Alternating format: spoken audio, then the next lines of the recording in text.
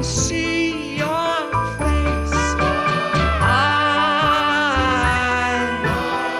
Though you're far away, me and you.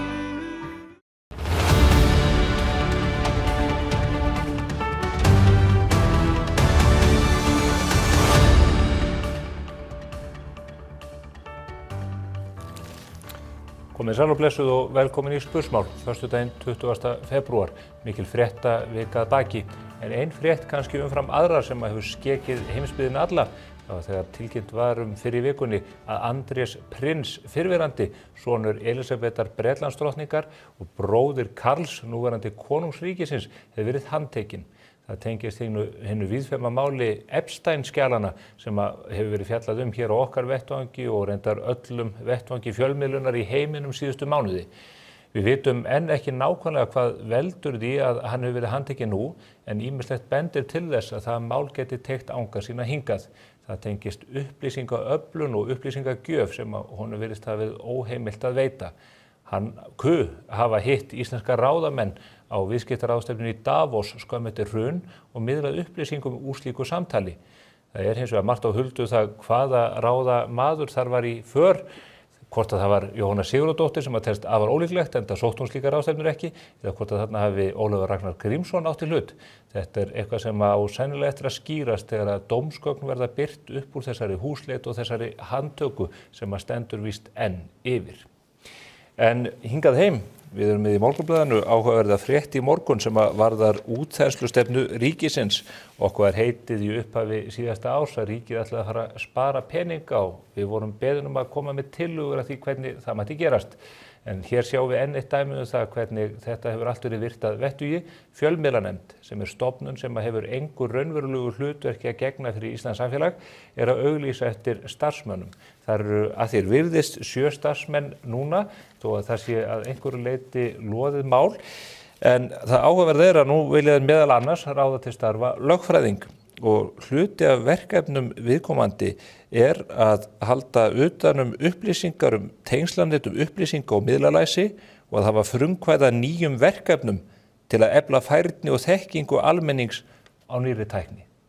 Þetta enn eitt dæmi það hvernig ríkið finnur sér ný og ný verkefni og menn virðast ekki skeika neitt með það hversu mikið það má kosta. Hér væri kjörin leið fyrir hið opinbera til þess að draga úr kostnaði, leggja niður þessa stofnun.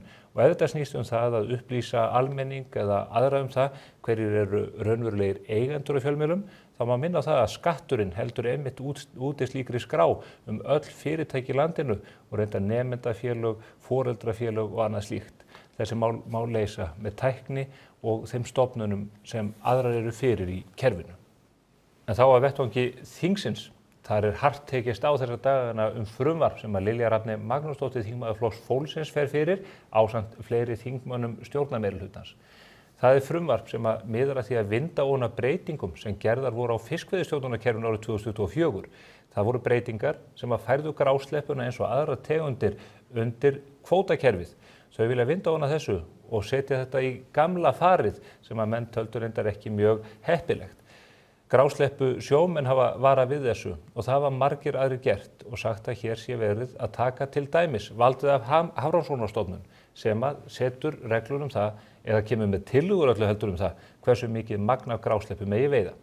Það hefur verið bent á það síðustu daga og við höfum fjallað það í Morgunblaðinu að nokkrir þingmenn sem koma að flutningi þessa frumvarps hafa persónulegra hagsmuna að gæta eða fjölskyldumeðlimir nákvæmlega þeim. Það var við Lilju Rafney og Sigurjón Þórðarson en líka Kristján Þór Snæbjarnarson, þingmann Samfylkingarinnar.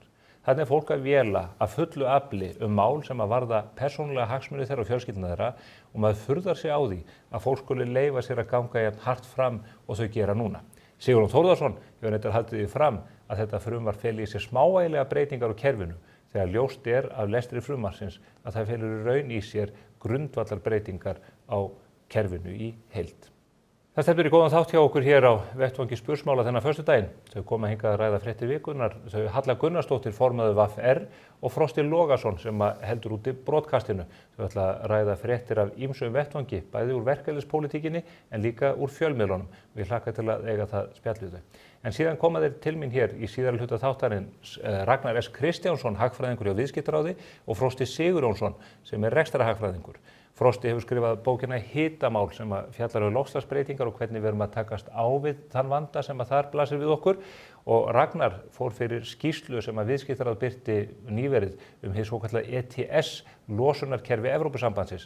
Það að verða meira og meira íþyngjandi fyrir íslenska hagkerfið og mikilvæg fyrirtæki sem starfa innan þess. Og við fjallum það hvernig kerfið að hafa þessi áhrif og hvað til ráða til þess að vinda ofan að þeim vanda sem kerfið virðist sjálft búa til. Fylgist þið með þessu, en áður en að því kemur, þá ætlar Ásthildur Hannesdóttir að fara yfir það hvernig pólitíkin blasir við okkur á samfélagsmiðlunum. Halló, elsku bestu rjómabollurnar mínar, Þá næst mestu atvik ársins alveg að verða lokið. Allir útsprengdir og þandir og bjúaðir og ógislegir af einhverju bollu og saltkjötsáti fyrir allan peningin. Takk fyrir túkall. Já, svo eru bolluleifarnar í búðunum bara langt komnar og því fyrir hver að verða síðastur að næla sér í eina strákheiðarlega bollu til að gæða sér á þar til á næsta ári, sko. Já, ég skil samt svo innilega ekki hæpið, sko. Þessar vasteinsbollur, þær ættu náttúrulega bara ekki að vera til manneldis. Algjör óbjóður ef þú spyrð mig. Simmi Dabbi var alsæll með að mæta á þingflokksfund og fá að kjamsa þessum ekstra girnilegu bollum, skreyttum íslenska fánanum eins og föðurlandsritturunum í miðflokknum sæmir. Já, þeir eru ekkert að rugla með það neitt, sko. Annað en ríkisstjórnin sem gerir ekki annað en að rugla bæði í inn- og útfættum. Já, sko, það að vera útfættur, það er það sama að vera útlendingur. Íslendingar og útlendingar, já, þeir fá bara daglegt rugl beint í æð í boði ríkisstjórnarinnar og það er allir að vera brjála á því. Norðmenn, Bretar, já, bara allir basically. Það var líka brjálað bollufjör hjá Sjálfstæðisflokknum í vikunni en sjallamamman Guðrún Hafsteins færði þingflokknum bollur og þingdastjórnarlöggan Diljá Mist, hún var ekki glöð með þetta og hún vaktaði kyrfilega hversu margar bollur hver og einn át og bara taldi allt sem liðið lagði sér til munns. Sjáið til dæmis þennan, austurlenski konfektbólinn búinn með bollu og súkkulaðistykki. Uss. Já, allt þetta fólk á eftir að þakka henni seinna fyrir að vera að telja ofan í sig. Vonandi samt bara áður en það verður orðið baggi á kerfinu og óvart komið bara með alla lífstílssjúkdómana. Æ, Diljá, þú stendur þig svo vel. Talandi austurlenska konfektmálan, síðustu vikur hefur hann verið að deila svo ótrúlega skemmtilegu myndskeiðum á samfélagsmiðla. Ekkert eðlilega klári að edita svona vídjó, bara eins og unglingarnir, sko. En Hebbi Gumm, hinn eini sanni, fór með stóra rullu í síðasta vídjói. Þeir frændurnir eru nefnilega svo ótrúlega sammála þessa, hvað maður að segja, skattsjúku og valdabrjálu ríkisstjórn. You can't walk away, sko. Í vikunni fóru Snúlli Más, Simmi Dabbi og Ingibjörg Davíðs alla leið á Ísafjörð. Sjáu sig krútt saman í flugvélinni. Whey! Snúlli las framsóknarfólki líka pistilinn í ræðustól Alþingis í vikunni og bleimaði Sigurð Inga fyrir þessa galopnu og mígleku landamæri sem að hafa svoleiðis dregið dilk á eftir sér fyrir þjóðina. Já. Það þarf auðvitað alltaf að vera einhver blóraböggull. Halla Hrund fór líka með eldræðu erlend vinnuafl. Allt fólki sem kemur hingað til lands og rænir okkur störfum og öllu steini léttara. Þú veist, já, ég meina þannig upplifir almenningur það allavega út á landi. En heyrðu, það er ekki allt, sko, því að svo keypti hún sér líka 2 kindur á dögunum.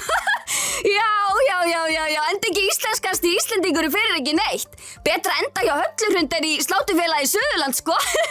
Kindakrútin heita, sko, Snæfríður og Guðríður og nú er fjölskyldan fullkomnuð. Já, hei! Síðustu helgi tapaði elsku Ingibjörg Isaksen fyrir Lilju Alfreðs í formannskjöri Framsóknarflokksins á 38. flokksþingi hans, sko. 38. Halló Hafnarfjörður. Já, elsku. Það geti ekki allir farið með sigur úr bítum, En nú er búið að kveðja Sigurð Inga og Ingibjörg lætur sko engan bilbug á sig fá. Heldur safna á sér karmastigum í blóðbankanum í vikunni og nú munum bara vinna eitthvað annað. Kannski bara í Lúdó eða Jatsi eða eitthvað. Já, en við sendum bara hamingju og samúð og knúsa á þrennuna. Tokka Gunn var stödd á öryggisráðstefnu í München í vikunni og þar var nóg að vera, skal ég segja ykkur. Allt á yfirsnúningi eiginlega eða bara eins og hún kallaði það dýnamískir dagar. En Tokka náði nú með naumindum að króa sig af út í horni einhvers staðar til að taka símtöl og svona. Og guði sér lof, litla álagið á konunni. Nanna Gunnlaugs, Miðflokksmadama og systir Simmadabba sko alveg með puttan á púlsinum. Hún sagði frá því að ár hestsins nú gengið í garð í kínverskum hefðum og það boðar ekkert eðlilega gott fyrir Miðflokkinn. Og sko táknum framfarir og kraft og allt saman. Já, let's see bara, ha? Undur og stórmerki gerist í vikunni þegar Líf loksins kviknaði á samfélagsmiðlum forsætisráðherra. Já, já. Hún deildi myndum af sér á góðra vinafundi með einhverjum norskum heldriborgurum. Æ, þið viti hvernig þeir. Þeir hafa svo gaman eða fyrir heimsókn frá yngri kynslóðunum. Þetta bara lífgar algjörlega upp á tilveruna. Partípæjan Rósa Guðbjarts skellti sér á þorrablót í heimabæ sínum Hafnarfirði og dansaði gjörsamlega af sér raskatið. Alveg GG kvöld, sko. Inga Sæland klikkaði ekki á beinu útsendingunni í vikunni, nei. Þetta kallar maður alvöru þjónustu við almenning. Hún kann prótókollið betur en allir, meira sem betur en Ólafur Ragnar, sko.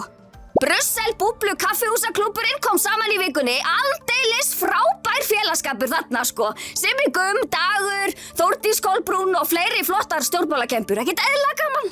Sjálfur kóngstitillinn greinilega farin að hafa massa áhrif á Pavel okkar. Sjáið hann, umvafinn kvenfólki. Alger kvenna segullleita krútt. Já, en svo tók hann líka eina sæta fríhafna sjálfi á leið sinni til Vínar. Hann bara sætastur.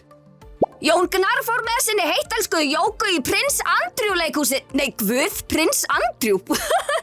Ég ætlaði að segja Prins Wales leikhúsið. Sorry, maður náttúrulega bara með Prins Andrew á heilanum þessa dagana. I wonder why, sko. En þau Jón og Jóka skemmtu sér alveg konunglega eins og sjá má. Ása Berglind náði þessu stórbrotna myndskeiði af óþreyjufullum stjórnarliðum og heilalausu samfélagsmiðlaskrolli á meðan á Íslandsmeistarar í málþófi iðkuðu sitt áhugamál í ræðustól Alþingis. Ég hef mestar áhyggjur af vöðvabólgunni sem þessir aumingjans menn munu fá eftir allt skrollið. Já, og sinaskeiðabólgu, þeir munu líklega fá hana líka. Þjást bara, þvílíkt, þumallinn alltaf í fullri vinnu. Í vikunni sagði Gummari að málþófsmeistararnir væru farnir að reima á sig skóna og að bara væru byrjaðir að undirbúa sig fyrir að toppa fyrra met. Já, ok, sjáum til. En svo senda líka Bryndísi Haralds væna pillu og maður bara vá, talandi að vera á skotskónum. En við skulum bara setja punktinn hérna. Góða helgi! Ósk minnihlutans akkúrat þetta. Nú fylgir glæsilegur kaupauki með nýjum samlokusímum frá Samsung.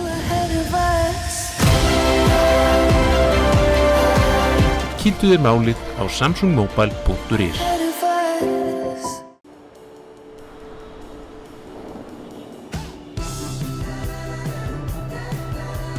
Nýr og alrafmagnaður Kia EV4.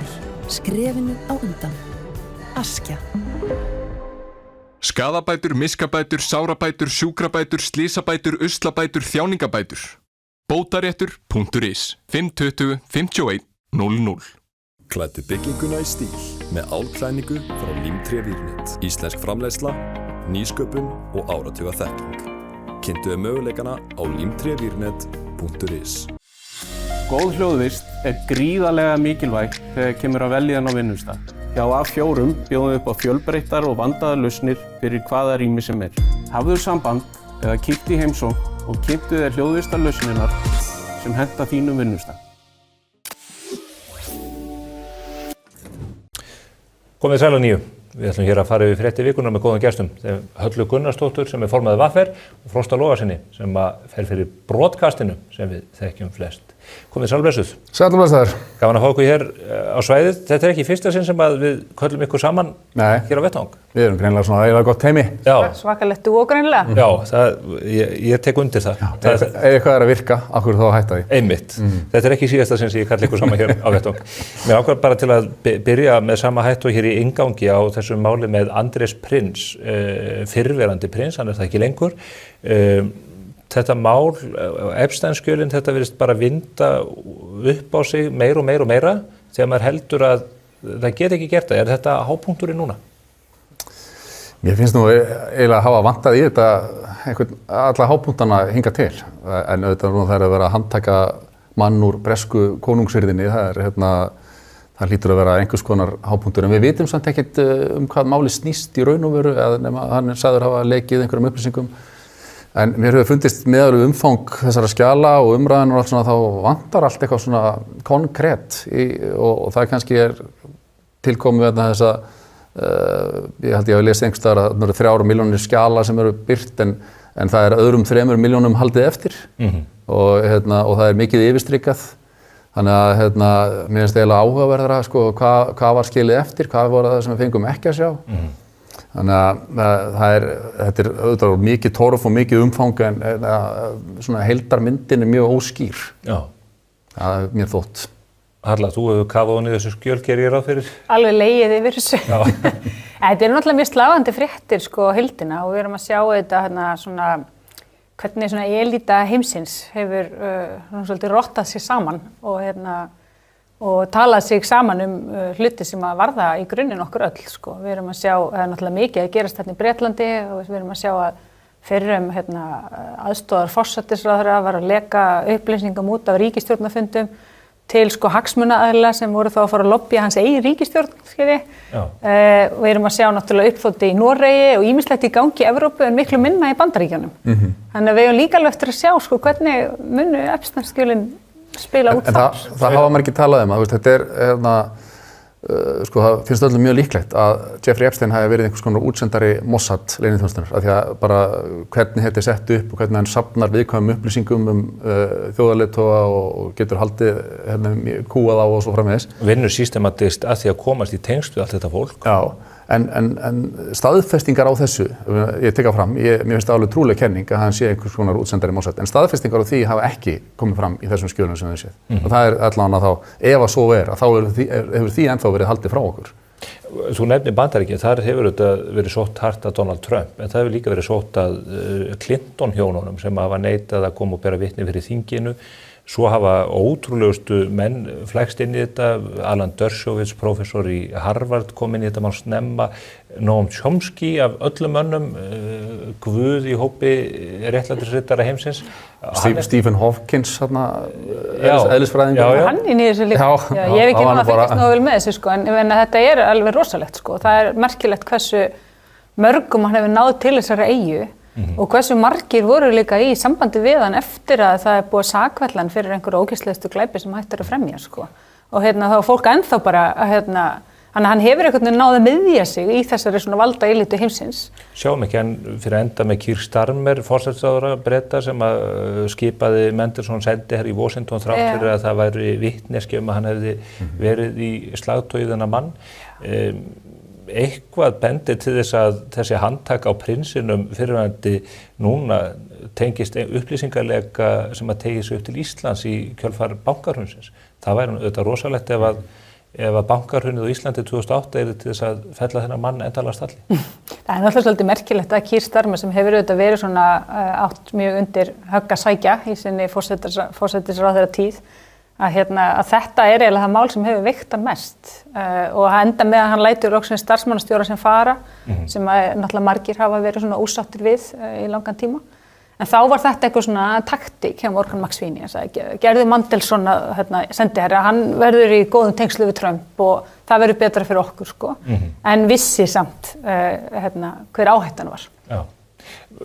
Þetta þessi skjöl sem að haldi verið eftir að þetta eitt að dúka upp, manni hefur þótt eins og menn séu að senda þetta út í smáskömmtum, þetta að einhver leiti neittir til þess út af framvindu mála en kannski verður þetta bara vonandi yfir okkur hér á komandi árum. Já, það er óskandi, það er vonandi að allt verði birt en svona að því að maður er eldri en 2 vetur hér sko, þá allar líkur á því að við fáum aldrei að vita alla stóru söguna, heilu myndina. Það er alltaf þannig. Eitt stóra vandamáli því sambætt er auðvitað svo staðreynd að Epstein er látinn. Hann sagður að hafa fyrirfarið sér í fangaklefa í Bandaríkjunum en maður eiginlega farin að efast það líka. Já, það hefði átt sér eitthvað annan aðdraganda en einmitt hann. Lengi hefur það þótt mjög ótrúlegt að hann hafi farið með sjálfsvíg og núna er meira að komið svona byr undir vængi sko, sú saga að hann hreinlega honum hafi verið skipt út, hann hafi fengið að komast undan og sé bara einhvers staðar í Ísrael eða einhvers staðar þar sem hann hafi sett á svið dauða sinn. Það er miðal við sko, umfangið og tengslin og bara þetta net sem að þessi maður bjó yfir.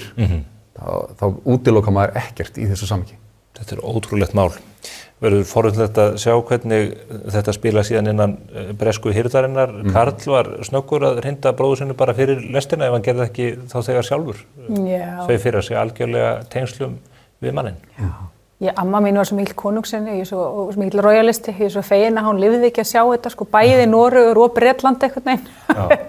Og greiði gamla, Elisabeth, blessunin sem betur fer, lifði hún ekki til að sjá þetta, því að hann var alltaf í svo miklu uppáhaldi og henni, en hérna... Hún hefur ekki verið mannþekkjari.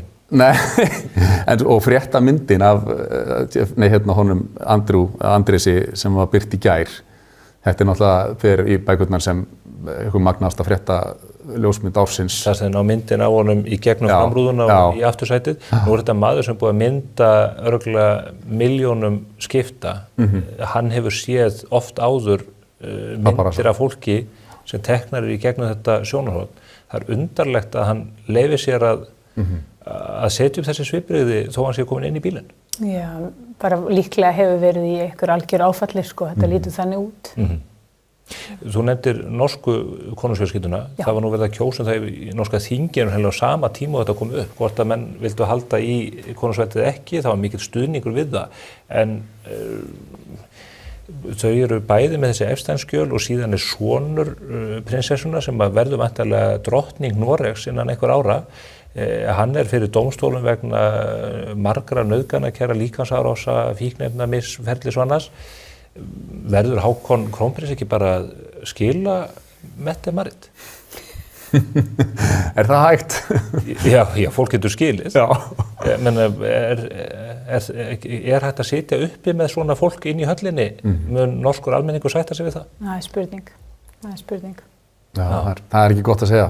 Ég held að ég hef aldrei svona í kjarnan, svona í grunninn skilið, þú veit, af því að við höfum ekki verið með konungsfólk hérna, síðustu svona áratugina minnstakosti. Ég held ég hef aldrei skilið, sko, þetta tilfinningasamband sem að Danir og Norðmenn hafa við konungsfólkið. Það virðist vera mjög djúpstætt. Við fannum þetta líka í bjóði í Bretlandi, það meiri segja, eitt sem var Jeremy Corbyn, því að hann var svona lýðveldissinni, þá hneigði hann sig ekki fyrir drottningunni og þetta voru talin bara einhver mestu mistök hans, sko, gagnvart bara svona pólitísku mistök, að bara sökka þetta upp, hneigðu þig, þetta er drottningin, en þannig að þetta er rosalega heitt einhvern veginn í þessum þjóðum sem að eiga sína royala. Já, þetta er snúin staða fyrir Hákon. Ég held að það væri kannski ekki rosalega vel séð ef hann myndi bara dömpa henni fyrir til þess að fría sig frá þessu. Ábyrgð. Svona, en þú veist, vissulega er það alveg punktur. Það getur vel verið að það sé það sem þurfi að koma til. Og það er líka staðreynd ef maður horfir enn lengra fram í tíman að dóttir Mette-Maritar og systir misindismannsins mun verða drottning Noregs í fyllingu tímans. Þannig að auðvitað tengist þetta fólk blóðböndum sem ekki verður skilið frá úr þessu. Nei. En að öllu skemmtilegri málum. Alþýðusambandið sem að tók sér til reynda 7. janúar og sendi frá sér dæmalausa yfirlýsingu aðgerðir Bandaríkjastjórnar í Venesúela. Lét loksins að því verða að senda frá sér yfirlýsingu innlend málefni hagkerfisins íslenska núna á miðvikudaginn. Halla, geturðu sett okkur aðeins inn í það? Hvað eru það að hugsa í miðstjórninni í þessum efnum? Já, ég get gert það. Miðstjórn ASÍ er með nokkra svona nefndir á sínum snærum, svona fasta nefndir sem að taka ákveðna málaflokka og það er á meðal efnahags- og skattanefnd sem ég fer fyrir. Og við fórum á fundi nýlega bara svolítið ítarlega yfir stöðu efnahagsmála. Nú er náttúrulega komin 2 ár síðan að kjarasamningar voru undirritaðir, það eru 2 ár eftir ef að ekkert bregður út af. Og fórum bara svolítið yfir, þú veist, hverju þróunin verið á launum, á verðlagi, á gjaldskrám, á gjöldum, þú veist, öllu þessu sem að snertir okkur dagstæðlega. Og þetta var ekkert rosalega björt mynd, þannig að við ákvaðum svona að setja svolítið saman svona skoðun okkar á þessu. Þetta spilaði líka inn í þessar hækkanir, þessar verðbólguhækkanir sem við höfum að sjá undanfarna vikur og síðan þessi svona skrýtna nálgun að kannski mest aðstoða seðlabankastjóra sem að fóru að beina spjótum að kjarasamningsbundnu launahækkunum. þeir sem að muna 2 ár aftur í tíman vita að þessir kjarasamningar voru gerðir algjörlega eftir forskrift Seðlabankans. Launahækkanirnir voru bara í takti við það sem Seðlabankinn sagði og það skýtur svolítið skökku við að þegar þeirra hávextastefna dálítið komin í þrot og það var bara að fara að skjóta eitthvað annað sko. Þannig að við erum svolítið að mótmæla þessu og Þið hafniði bara að kjarasamningsbundnar hækkanir hafi kynnt undir hækkandi verðlag? Já, það er bara augljóst og það er ekki gert það. Hvernig getur þið haldið því fram? 3,5% launahækkanir í þessari verðbólgu gera það. Það eru ekki orsakir, geta ekki orsakað þessa verðbólgu sem er núna. Hún er mestmegnis komin til vegna húsnæðismálana, alltaf úrlestis í húsnæðismálum og svo þetta verðhækkana fyrirtækja sem eru sum hækka verða þegar geta ekki annað. En svo eru líka sem hækka verða þegar geta það á verðbólgutímum. Þetta er ekki bara 3,5%, það hefur líka í síðustu samningu verið samið sérstaka krónutöluhækkanir fyrir lægstu hópana. Og þið bendið á launaskriðið að það sé miklu hærra heldur en í raun og veru kjarasamningsbundnu hækkanirnar. En launaskriðið kemur upp launastigan þegar að hálaunafólkið sér lægstlaunaða fólkið hækka umfram þessar prósentuhækkanir í krónutöluhækkun. Það er náttúrulega ákvarðanir sem verkalýðshreyfingin getur ekki borið ábyrgð á sko. En svo höfum við í VR höfum verið aðeins gagnrýnin á launavísitöluna sem mælitæki. Vegna þess að hún mælir tímakaup. Og þá getur breytingar á vinnutíma til dæmis haft mjög mikil áhrif. Þannig að við höfum viljað að skoða hvað er fólk að fá frá mánuði til mánaðar og síðan höfum við líka viljað kafa hans betur ofan í hvar nákvæmlega þetta launaskrið. Og við vitum auðvitað að munur opinber á almenna markaðnum en hvar annars það liggur þetta. Og það er vinna sem við erum bara að hefja núna til að reyna að skilja nákvæmlega hvar þetta launaskrið liggur og hvernig það er að koma fram. En það er náttúrulega þannig núna að fólk sem að skuldar og fólk sem að leigir, það er mjög aðþrengt, bara mjög aðþrengt. Á meðan að fólk sem á kannski einhvern smá í banka, það er að það gengur miklu betur á þeim. Það njóta góðs af háum vöxtum. Þau njóta mjög góðs af háum vöxtum. Og þessi skipting sem er að verða til og að þetta er nú búið að vera 3 ára tímabil, þetta er ekki bara eitthvað 1 ár og sultarólinn eitthvað 1 ár, þetta er komið 3 ár af mjög háum stýrivöxtum. Og þetta eru afleiðingarnar sem þessi stefna er að hafa og við erum að velta því upp, er þetta virka? Við höldum ekki. En Seðlabankinn að segja við ætlum bara að halda vöxtunum háum á meðan að verðbólgan fer ekki niður. Við munum jafnvel hækka þá ef að það sýttir enn frekar í árin. Við erum að fá mælingu núna 27. febrúar á vísitölu neysluverðs. Hvað viljið þið gera? Viljið að Seðlabankinn lækki vextina með afgerandi hætti? Sko við höfum verið að segja að minnsta kosti og þetta er náttúrulega líka bara frjó umræða sem er í gangi erlendis þetta stýrivaxtatæki. Og þetta innan gæsalöpp eina tæki sem Seðlabankinn á. En ég get áhrifamesta kannski. Já, svona megintækið sem að Seðlabankinn á. En ég get ekki séð það að halda áfram að kreista skuldur á leigjendur síðan fara að ná verðbólgu niður sem kemur til vegna verðhækkana, hitaveitu, vörugjalda, skilji. Þannig að einhvern veginn þá hlýtur að þurfa að skoða eitthvað aðeins betur í tækjabóksinn. Þeir eru þetta líka að kreista fyrirtækin. Vextirnir hafa áhrif ekki aðeins á einstaklinga, heldur líka fyrirtækin. Heldur betur. Er ekki hætt við að ef að þeir lækki vextina með afgerandi hætti þannig að það komi fólki vel að þá fari hagkerfið á þann yfirsnúning sem að menn hafa verið að reyna að dempa? Það er það sem er óttast sko, en eins og staðan er núna. En óttast þið það ekki líka? Nei, það er ekki svona meginóttur minn sko, en meginóttur minn lítur að því að fólk er að bugast undan alltaf hárri vaxtabyrði, þið veitir, það er hópurinn sem ég er að hugsa og það eru verða til peningar annars staðar á sama tíma, skilji. En þessi hópur er líka að bugast út af hækkandi verðlagi. Fólk maður sér bara hvernig matarkarfan er að hækka. Fólk fer ekki út í búð fyrir minna en 15 skall. Sko. Nei, og þá komum við aftur að því sko, af hverju er matarkarfan að hækka? Hún hækkar núna, hún að hækka mest út af innlendri vöru. Og sem af hverju er innlend vara að hækka svona mikið? Auðvitað hefur orkukostnaður getur haft áhrif á innlenda framleiðslu. Laun hafa hækkað? Já, laun hafa hækkað, en kjarasamningsbundin laun hafa ekki hækkað til að halda í við þetta verðlag. Og allir helstu útgjaldaliðir hafa hækkað miklu meir en laun. Sko. Þannig og festi og hagar sem að stýra miklu leyti verðlagningunni í landinu, þau eru að segja við áttum frábært ár í fyrra og bara aldrei verið betra. Þannig að það er ýmislegt í gangi í þjóðfélaginu sem þarf einhvern veginn að horfa inn í ef við ætlum að takast á við verðbólguna. Og svo líka út á húsnæðismálunum að háu vextirnir hafa náttúrulega rosalega slæm áhrif á þörfina fyrir húsnæðisuppbyggingu og við vorum nú bara fyrir 2 vikum síðan héldum opinn fund ásamt samtökum iðnaðarins, þar sem að sko stærstu samtök atvinnurekenda og stærstu samtök launafólks koma saman og setja fram svona ákveðna sameiginlega sýn og sameiginlega kröfur. Og það þannig að sko ef að verktakar sleppa því að byggja hús núna, þá það verðbólgu í framtíðinni. En ef að þeir byggja hús núna og velta öllu út í verðlagið, háu vöxtunum og gjöldunum og öllu, þá það verðbólga í dag. Þannig að þetta einhver vítahringur sem við erum svolítið að kalla eftir því að þurfi að brjóta upp. Af því að húsnæðismál eru ennþá 40% af verðbólgunni. Þetta alveg, einmitt, mér finnst vandinn í þessa umræðu þetta með áhrifaþætti á verðbólguna þetta ríkisútgjöldin. Þessi ríkisstjórn ákvað að auka 140 milljarða var það ekki. Á þessu ári. Og það sem að fjölskyldufólk sem að tala við og finnur fyrir upplýður bara mikil svik því að það var lagt af stað með þetta stjórnarsamstarf sem mikið svona það var aðhaldsríkisstjórn, þeir munið þetta að berja niður vextina og allt þetta en það hefur ekkert gerst nema hækkanir og verðbólgan hefur hækkað og gjöld hafa hækkað bæði hjá ríki og borg. Já, aðhaldið slíkt að það verður auglýst eftir ríkisstarfsmanni sem á að finna sér verkefni. Einmitt og nóg af þeim og þetta já eins og ég segi, sko fólk bara að horfa á eignina sína eða átti eitthvað í íbúðunum, bara að vera að jetna upp fyrir hver mánaðamót og mér finnst vantar svolítið að tala það hvernig ríkisstjórnin, hvað áhrif hún hefði geta sko kælt þetta með því að sko halda að sér höndum og ekki auka útgjöldin. Það var einhvern veginn alveg svikið því miður. Við höfum bent á það hér á þessum vettvangi áður og ég vísaði þessa yfirlýsingu ykkar frá 7. janúar Venezuela og handtökun á Maduro.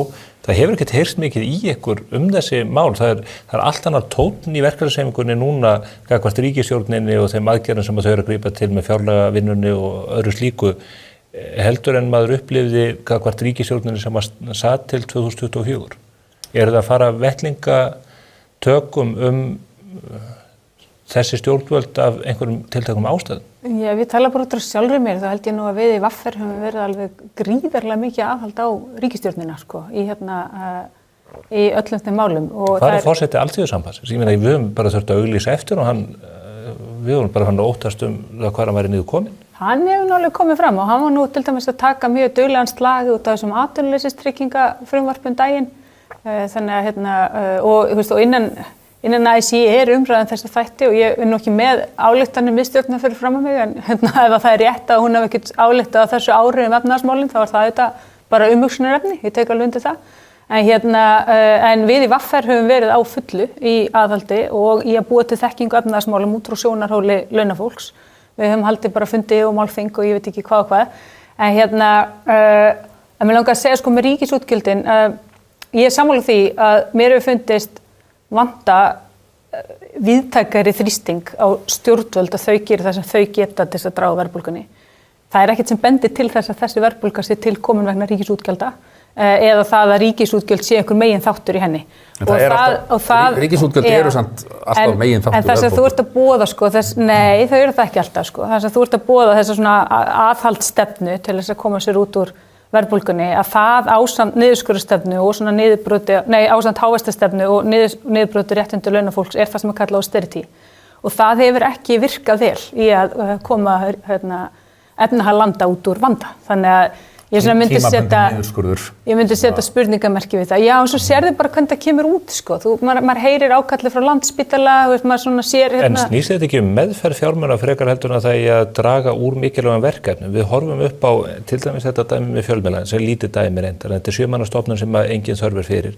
Það eru held ég hátt í 10 manns norður og Akureyri og einhverju jafnréttisstofu sem að skilar engu. Mannréttindastofnun sem var stofnuð í fyrra. Skilar engu fyrir Íslands samfélag. Við erum síðan með dæmi til dæmis frá Reykjavíkurborg þar sem að menn eru búin að ausa 3,2 milljörðum í ónýta leikskólabyggingu.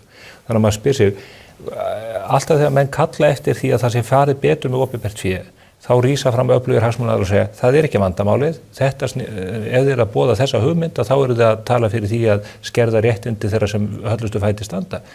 Öll fyrirtæki sem lenda í rekstrarerfiðleikum og rekstrarerfiðleikar eru skilgreindi þannig að þú sért með hærri gjöld hefur tekjur og ríkið þannig og borgin hefur verið þannig árum saman að þá grípa menn til aðgerða til þess að snúa því við ná jafnvæginu.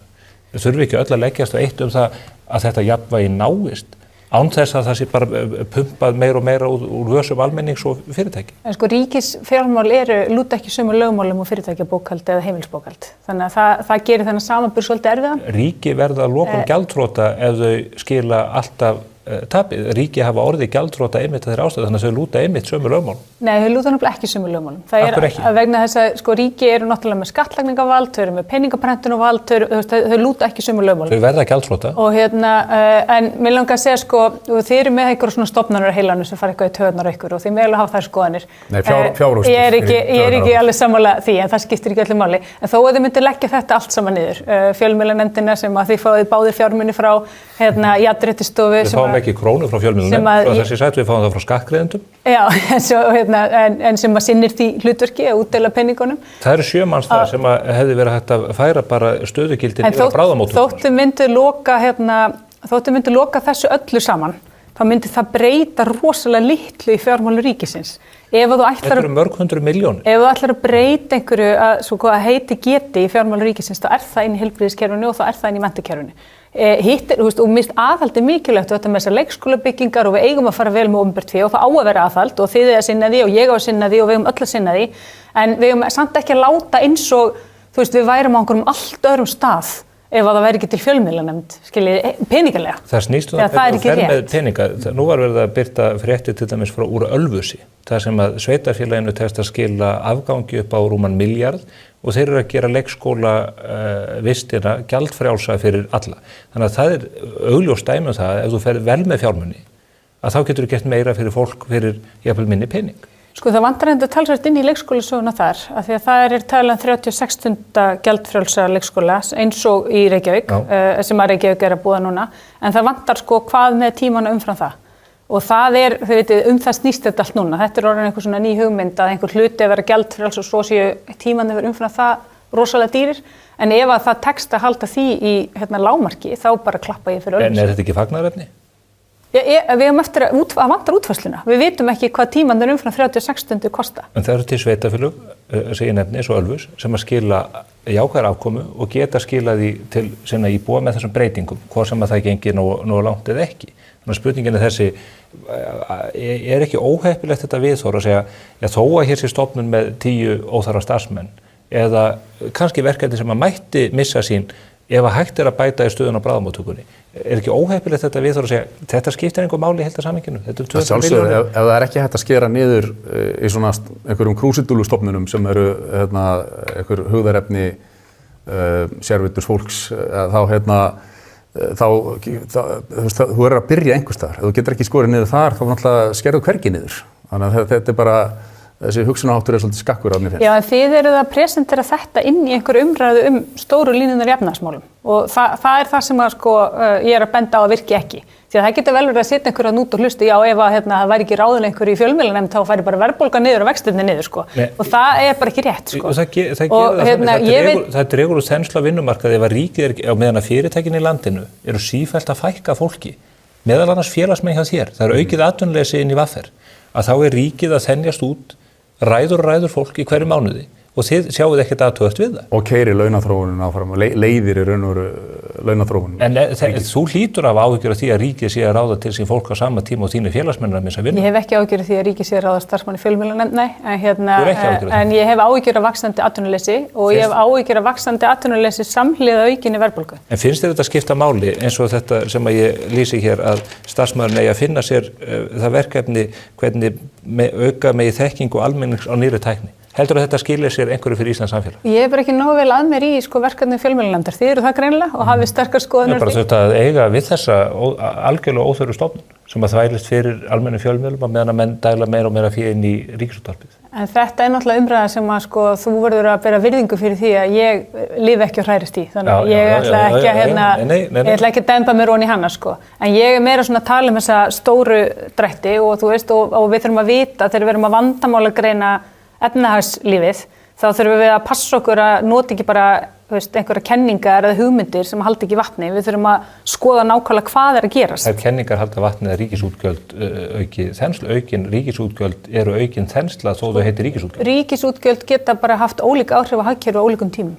Og stundum þarf að draga þau saman en stundum er líka í lagi að gefa í. Það getur hjálpað að gefa í. Það er ekki hægt að gefa í þegar þú ert að reyna að draga úr þenslunni í hagkerfinu. Já, það er augljóst. En svo ég er ekkert sammála því að það sé einhver rosaleg merki að sé vera að gefa eitthvað brjálæðislega í sko. En mér er þvert á móti fundist eins og þessi sko niðurskurðarkrafa á Landspítala vera mjög mikið ágefni. Já, hún er algjörlega sturluð í ljósi þess að menn dæla síðan peningum inn í aðra stofnun. Ríkisútvarpið fær bara mörg hundruð milljónir aukalega á hverju ári. Það er verið að auka í hjá Jafnréttisstofu, Fjölmiðlanefnd og hinn á þessu á meðan ekki er hægt að setja pening í Landspítalann sko. Það hefur verið þannig að þegar svona niðurskurðar glaðir stjórnmálamenn fara af stað og ætla inn í ríkisbókhald og aldeilis að taka til hendinni. Þá hafa þeir oft skilavoðulega litlu sko, af því að þeir rekast á það að þetta er nú kannski ekki allt saman svona rosalega ofhaldið. Þessum erum við með verðbólgu og þessum erum við með illa rekið ríkisfang. Það er þín kenning sko, ég tek ekki undir hana. Hún blasir við. Eitt annað, þið voruð að birta áhugaverðar tölur hjá VR, þið hafi verið að greina í raun og veru út frá launahækkunum sem að gengu yfir markaði núna áramótin og hvernig Reykjavíkurborg sérstaklega, þeir þetta nefnið að fleiri sveitafélög sé að stunda samanljóta leikinn, getur það sagt okkur hvernig þið teiknið þá myndu upp? Já, sko við undirritun síðustu kjarasamninga, og auðvitað þegar maður er í kjarabaráttu eins og þú þekkir sjálfur, þá er maður annars vegar að takast á sko hlutdeild launafólksins í verðmætasköpuninni og halda því og svona, en síðan eru auðvitað líka að takast á að krónurnar sem við fáum í vasan að þær sé ekki teknar jafn óðum og settar í eitthvað annað. Og verkalýðshreyfingin tók náttúrulega og launafólk í landinu tók mikla áhættu með síðustu kjarasamningum, þar sem samið launahækkanir undir verðbólgu og á verðbólgutímum og á tímum í hárra stýrivaxta. En þá kom einhver díll frá stjórnvöldum á móti og ríki og sveitarfélög segja við ætlum að gera ákveðna hluti, og eitt af því voru gjaldfrjálsar skólamáltíðir og svo ætlaðu þeir að taka til hendinni í húsnæðismálum og svo segja sveitarfélögin og við ætlum að stilla gjaldskrárhækkunum í hóf og bara fyrsta árið bara hreinlega ekki meira en 3,5%, svo ætlum við að stilla þeim í hóf út samningstíman og sérstaklega huga að barnafjölskyldum. Við ætlum sérstaklega að passa upp á þær. En síðan hefur reyndin verið að hvert sveitarfélag á fætur öðru er að snarhækka álögur á barnafólk, einkum og sérílega í gegnum leikskólana og þá sérstaklega á vinnandi foreldra, á fólk sem er í fullri vinnu og er ekki í stöðu til þess að sækja börnin fyrir eða stytta vistunartíma barnanna. Er ekki ef henni opinbera í styttingu vinnuvikunnar? Já, til dæmis. Og síðan auðvitað tókum við eftir því verðbólgutölunum sem kom í desember, þá allt í henni kemur eitthvað svona skot sko og við bara, og í langa tíma höfum við verið að fylgjast með verðþróun á bæði rafmagn og hita sem er núna sko annar mesti áhrifaþátturinn í því að verðbólgan hækkar. Ekki stærsti hlutin af henni en annar mesti áhrifaþátturinn. Þú ert að vísa í hækkanir Veitna frá því í desember? Já, frá því í desember og þá fórum við og lögðumst yfir gögnin og við sáum bara að Veitur hækkuðu gjaldskrárnar sínar 3 sinnum árið 2025 og mest þarna í desember og það fer beint inn í verðbólgutöluna þó að það sjáist ekki á reikningunum þeim. Og þetta er fyrirtæki í eigu borgarinnar? Þetta er fyrirtæki í eigu Orkuveitunar sem er í eigu borgarinnar, Akraness og Borgarbyggðar. Er í eigu borgarinnar? Akraness og Borgarnes eru með... Já, ég veit það, en þetta eru þau sveitafélög sem fá arðgreiðslurnar út og þetta er það, og fólki í þessum sveitafélögum og höfuðborgarsvæðinu almennt er fólki sem þarf að borga þetta í gegnum hitaveitukostnaðinn sinn. Og þannig að þarna sjáum við sko mjög stóra pósta og heita vatnið er náttúrulega einokun í sjálfu sér. Þú slekkur ekki, þú skrúar ekki bara fyrir kranan eða skiptir þannig að fólk hefur ekkert val og þess vegna við kalla þetta dulda skattheimtu. Þetta er ekkert annað. Orkuveitan er búin að greiða út arð til eigenda sína og segir svo við þurfum að standa í framkvæmdum þannig að við þurfum að rukka ykkur í gegnum gjaldskrárnar ykkar fyrir að við þurfum að leita nýju heitu vatni í einhvern hverfum og eitthvað svona. Og þetta er náttúrulega ekkert annað en skattheimta og bara ný tegundur af skattheimtu. Og þá fórum við að rýna núna þegar Reykjavíkurborg kynnt þessar breytingar á leikskólagjöldum núna í þessari viku. Þar sem að vísu hafði náðist talsverður árangur í okkar hagsmunabaráttu að tryggja að hækkanirnar eru ekki eins brjálæðislegar og þær átt að vera. Því að upprunalega áttu að vera á bilinu 50–180% eftir fjölskylduaðstæðum og tekjum. En við náðum að ná því svolítið niður en þau hækka enga síður. Og þá fórum við að líta á svo tekur inn sorpið og náttúrulega fasteignagjöldin og svo er eitthvað endurvinnslugjald og þá sjáum við það, ef við tökum sem dæmi hjón með eitt barn, barnafólki sem átt að passa í gegnum þessa kjarasamninga, að þau fengu sína kjarasamningsbundnu launahækkun núna 1. janúar sem skilar þeim samanlagt tæpum 50.000 kalli á mánuði í vassan út af breytingum og tekjuskattskerfinu og einhverju fleiru. Þannig að þau fá tæpa 50.000 kall aukalega til ráðstöfunar. Og svo förum við að skoðum þessar gjaldskrár borgarinnar sem allar hafa hækkað umfram verðbólgu og langt umfram einhver 3,5%. Og það allt getið upp. Þá sjáum við að borgin, bara borgin, að taka 20% af þessari kjarasamningsbundnu hækkun þeirra á þessu ári. Að því gefna þessar leikskólabreytingar gangi í gegn. Er það 10.000 kall? Og já, er eitthvað svo leiðis. Og þannig að þú ert komið borgin sem tekur þetta og þá er ég ekki meina skil í gegnum útsvar, heldur bara í gegnum aukingjöld. Svo ertu náttúrulega auðvitað með tryggingafyrirtæki þarf að fá aðeins meira og þú þarft að borga meira út í búð og stýrivextirnir haldast svona háir og eitthvað svona. Þannig að það er rosalega mikið sem hverfur úr höndum fólks. Við tókum borgin út fyrir sviga út af þessu dæmi veitur og leikskólana núna. Orkukostnaður hefur hækkað mjög víðurland og það var alveg svakalega. Gjöld hafa hækkað mjög víðurland og leikskólagjöld hækkað mjög víða. Nú er endurskoðun kjarasamninganna framöndan í haust. Já. Í ágúst eða september. Ágúst er það ekki, byrja svo vinna þá? Tölunar í ágúst og endurskoðun í september. Hefur áhyggjur af þessu? Heldur hætta á því að samningarnir rakni upp að þessu sinni? Sko, þú veist, þeir sem eru svona að spá fyrir verðbólgu, þeir halda að hún fari niður með vorinu.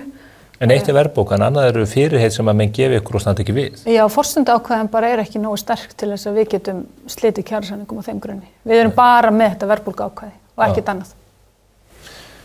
Það verður áhugavert að fylgjast með því. Við erum að falla á tíma hér, við getum ekki haldið fólki allan föstudaginn. Hvað haldið þið með, og kannski þannig að við förum aftur út í heim, það er verið að byggja upp þennan mikla herafla í kringum Íran. Menn að velta þessu hvort að Trump fari þar inn núna helgina. Hver er spáið það? Hvernig lítur þetta út?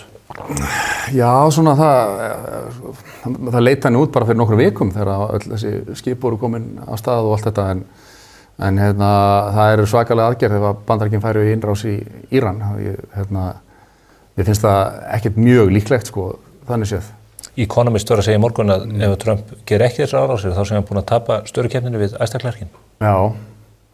Það er ekki gott að segja, hvað heldur þú Halla? Ég er svo lélegur spámaður, ég er alltaf að spá og svo gerist alltaf eitthvað sko, Komdu þá með þína spá og þá vitum við hvernig þetta fer. Já, vitum við hvernig þetta fer. Ok, þá ætlum ég að segja hann fer inn, bara ég vonum að hann fari ekki inn, skilja. Já, ok. En þú veist, ég er ekki, þetta er rosalega erfitt ástand, sko. Það var auðvitað aðdragandinn að Venezuela, sko, það var augljóslega þegar hann var að sprengja þessa báta og að það var, maður fann að það er eitthvað að fara að gerast. En síðan var svo aðgerðendar miklu svona hóstiltari heldur en ef að Venezuela hefði bara verið sprengt öll í tætlur. Heimamenn í Íran fullyrða að þeir hafi slátrað 100.000 manns frá 28. desember og fram í miðjan janúar. Þeir drituðu niður mótmælendur. Verður ekki að koma þessum stjórnvöldum frá?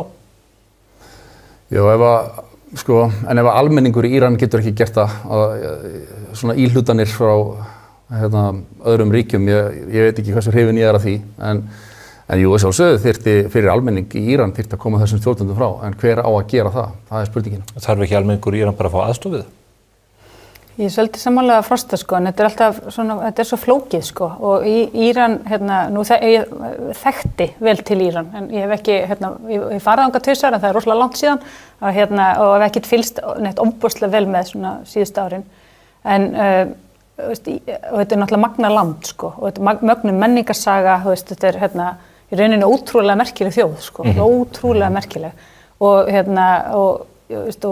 vel menntuð og sumt að klárasta fólki sem ég bara... En klerkarnir að rústa þessu... Já, en það sem ég ætla að segja, sko, þau hafa rosalega vonda reynslu af erlendri íhlutun og þau voru rosalega vonda reynslu af sínum eigin stjórnvöldum. Persar eru mögnuð þjóð. Ég hvet fólk til þess að kynna sér þættina í hlaðvarpinu The Rest is History, bjuggum til 4 þætti byltingun í Íran 1979. Það setur þessa atburði í mjög áhugavert samhengi og gefur manni tækifæri til að skilja þetta betur. Þarft að fara svolítið langt aftur til að skilja þetta, skilja almennilega hvað er að gerast þarna. Það er nákvæmlega þannig. Áður en ég ætla að sleppa ykkur alveg, þá myndi ég eftir því af hverju ég kallaði þig sérstaklega í þáttinn. Ég ætla að spila hérna fyrir ykkur klippu sem að náðist úr tíma í Háskóla Íslands, þar sem Arnar Eggert Thoroddsen, tónlistardoktor, var að láta nemendur greina íslensk hlaðvörp. Hlustið á þetta. Það er vá. Er þið ekki örugglega að fara að taka á það lífið þessa menn? Gjörðu svo vel. Frábært. Hljóða þetta. Er ekki svona kallakallar? Jú, gís, já. Hvað er kallakall? Ef þú veit að einninni þá má hann svara. Fyrirlitningu, já. Bara rosalega kallaorka. Kallaorka er svona, þú ert í eppa, þú ferð að veiða, er það ekki? Jú. Talar illa konur. Já, þetta mál sem að þú opinberaðir á vefmiðlum nútímanum. Þetta klippa sem næst úr tíma í Háskóla Íslands var nú ekki ætlað til opinberrar birtingar. En þarna kennari við opinberra háskóla og starfsmaður hins opinberra að fella að þér virðist þunga dóma eða með annarleg sjónarmið í garð nákvæmlega manna. Já, einmitt. Og það skal nú tekið fram að hinn ágæti kennari Arnar Eggert Thoroddsen, sá ljúflingur sem ég þekki persónulega af góðu einu og hefur náttúrulega skrifað hér í Morgunblaðið við góðan orðstír í fjölda ára. Frábær manneskja í alla staði, en það er alltaf mjög skrítið þegar menn þurfa að taka svona inngang á það sem þeir þarf að segja. Hann það sem ég held að vandamáli sé hér er að Arnar eins og fleiri kennarar á Háskóla Íslands því miður undir svona hugmyndafræðilegum álögum sem eru sem myndi segja bara svona marxísk, sé þarna vofa marxisman sem að vofið þarna yfir og það er þessi að vera alltaf með þessi gleru á sér að þjóðfélagið okkar er stýrt af hvítum feðraveldis kallaköllum og kvenfyrirlitningu konur. Já, og þetta er náttúrulega rosalega vel í lagt að saka þessa drengi alla kvenfyrirlitningu og þetta er náttúrulega bara lítið brot úr þessum fyrirlestri. Þarna hann að tala við unga kvenkynsnemendur, stelpur sem virðast vera kannski í kringu 20 eitthvað svoleiðis. Það að fara að fjalla þennan þátt Blöðkastið sem eitt vinsælasta hlaðvarp á Íslandi. Það Egill Einarsson, Auðun Blöndal og Steindi Junior sem halda því úti. Og hann í hálfkæringi reyndar spyr hvort það ætli ekki örugglega að slátra þeim. Já. Og þú getur bara rétt ímyndaði ef þetta væri það voru áður fyrir voru til einhverjir kennarar sem voru aðeins hægra megin, en þeir eru eiginlega útdauðir, ef svo má segja. Það er búið að slátra þeim líka. Já, Hannes Hólmsteinn var oft gagnrýndur fyrir, og svona skemmtilegi kennarar eru með skoðanir og ögrandi. Ögrandi.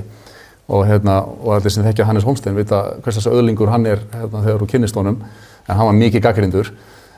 Arnar Eggert sama, algjör öðlingur, en hugmyndafræðilega og það vantar þessa faglegu vísindalegu nálgun að mér finnst að þú þekkir þessa vísindaaðferð að það er fyrst sett fram rannsóknarspurning og svo kenning og síðan kemur með gögnin og reynir að hrekja kenninguna, reynir þitt besta að hrekja þína eigin kenningu og svo ef þér misteksta þá er markmiðinu náð og þá er kenningin og stendur hún eftir. En þarna er þessi svakalegi staðfestingar bias, eða svona confirmation bias, þar sem það er lagt að stað með ákveðna mynd og þú ætla bara að staðfesta hana. Og þú getur rétt ímyndaðir ef að þarna væri hægri sinnaði kennari og það væri andinn í kennslustofunni. Þú heyrir alveg að krakkarnir þarna þau vita alveg hvað þeim á að finnast. Það er búið að setja tóninn. Og ef það væri þannig að kennarinn væri er þetta ekki bara einhverjar öfgafeminista kommalöfsur og er svona ítundi það það myndi ekki fljúga í dag og ef krakkar væri með þannig dóm eitthvað feminista hlaðvarp eða eitthvað þá myndi kennarinn stoppa og segja byttu, hvað hefur þið því? Af hverju kallar það öfgafeminista kommalöfsur? En þarna er kennarinn bara að íta undir og það er ekkert gert svona til þess að hrekja kenningarnar. Þetta er auðvitað Arnar Eggert er ekki einn á báti, þetta er... Hann er bara svo heppinn að náðust á mynd, eða náðust á upptöku? Já, en þetta er svona, þetta er ekki gott fyrir, Háskóli Íslands hefur notið mikils trausts í gegnum tíðina og ef þetta fær að halda áfram að malla og grassera hann undir, þá náttúrulega molnar mjög hratt undan því trausti. og menn eru auðvitað farnir að velta fyrir sér það sko háskólinn á öðrum þræði að vera að búa til einstaklinga fyrir atvinnumarkað og svona og byggja undir það. En þarna erum við í félagsvísindadeildinni sko að vera að framleiða kynjafræðinga og eitthvað sem að enginn hefur not fyrir og maður velti fyrir sér hreinlega hvort að sko við hættum að niðurgreiða sko bara svona ákveðnar línur í háskólanum sem eru að því að virðist bara eitthvað svona krúsidúluverkefni sem að gagnast engum sko og geti og förum meira í að setja fókus á að fjármagna nám þeirra sem að þjóðfélagi hefur not fyrir. Halla, þú nú námsskólagengin. Ég háskólagengin. Hvernig... Sittið alls konar tímum og verið kallið alls konar feminista lufsu þú eru örugglega tíðan kallað með feminista komalufsu í einhverjum af þínum útastáttum. En er ekki sérstakt þegar kennari við opinbera háskóla spyr nemendur hvort að það sé ekki alveg öruggt að ætla að slátra í umfjöllun einhverjum tilteknum nafngreindum mönnum? Ég held að það sé rosalega erfitt að leggja mat á það sem í gangi í svona tíma út frá einhver svona hljóðupptöku sko. Og ég hef ekki hlustað á þetta blökkast, þannig ég veit ekkert það hvort þeir eru kallakallar eða ekki, en ég veit alveg hvað kallakallar eru sko og minnst alltaf að tala það. Það var eitt gott hjá Arnari, hann talaði það sem vantaði í þessa klippu, hann var að tala kallakalla, það voru þeir sem að fíla OK Computer með Radiohead en finnst Kid Day-platan alveg hræðileg. Þetta skilur þú en ekki? Já, þetta... Ekki heldur. Við bæðum bara blanko. En auðvitað hann að slá hann á létta strengi og svona, en þetta samt sem áður, þetta er allt í lagi að heyra þetta í róttæka sumarháskólanum á einhverju marxista námskeiði Open Borders eða eitthvað sko, en þetta er náttúrulega bara passar ekki inn í svona faglegt háskólanám. Mér finnst þetta áhugaverð greining hjá þér Frosti og þessi eitthvað vofa marxismann sem ég skil ekki alveg hvernig svífur þarna yfir og svo viltu væntanlega slaufa öllum fögum sem ekki einhvern veginn henda einhver ákveðinu Nei, ég bara segja að fólk borgi þá bara fyrir það. Ætlar þú ákveða það? Hvað gagnast þá? Hvaða gagnrýna hugsun finnst þér og gagnrýna þekking finnst þér hæfilega fyrir þjóðfélagið? Þá beinum við kannski nemendum meira í þann farveg sem að gagnast þjóðfélagið. Eins og hvað? Já, bara verkfræðingar, læknar, svona STEM, viltu fara í eitthvað STEM og heilbrigðisvísindi? Já, til dæmis. Já, ok. Algjörlega úrelt nálgun. Það sem ég vil bara nefna, sko, það er þetta ekki eitthvað sem ýtir undir gagnrýna hugsun þegar kennarar leggja línur á þessu tagi. Hvort sem það er í hálfkæringi eða ekki, þarna er fullorðinn maður með doktorspróf sem að nemendur sennilega líta mjög upp til. Það skiptir máli hvernig hann talar til nemenda. Það hefði ekki verið í háskólanámi?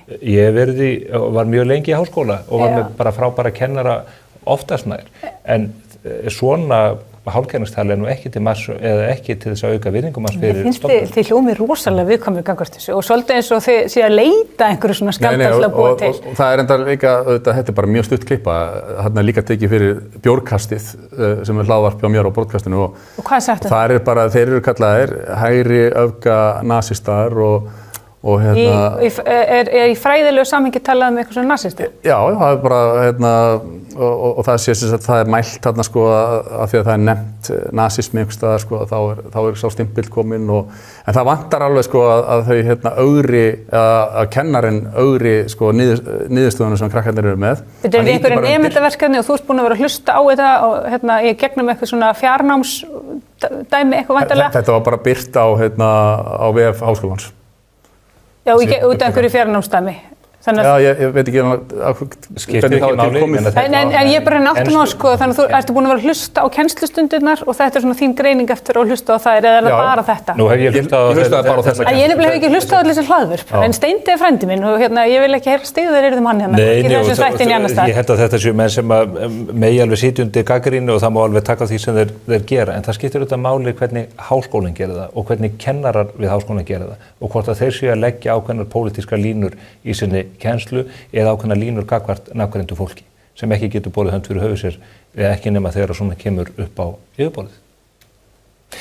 Ég mun reyna að fá hann Arnar Eggert til mín hérna, ég reyndi að gera það núna, ég held að hann sé staddur erlendis en hver veit nema við náum einhverju góðu spjall þetta hér á allra næstu dögum. Ég skott að hann passir sig á að segja ekki einhvern missannaðan brandara. Já, ég kann alveg ég þekki það persónulega. Já, þið veitir hvernig þegar maður reynir að fyndin, mann er mistekst stundum og svo tekst það stundum vildi. En það er áhættuatriði. Það er heldur enginn að tala um að Arnar Eggert ætti að vera slaufað eða eitthvað slíkt. Nei, vonandi ekki. Bara alls ekki. Nei, menn hafa reyndar verið reknir fyrir minna til henni en hérna við þekkjum nú Já, Páll Vilhjálmsson, framhaldsskólakennari.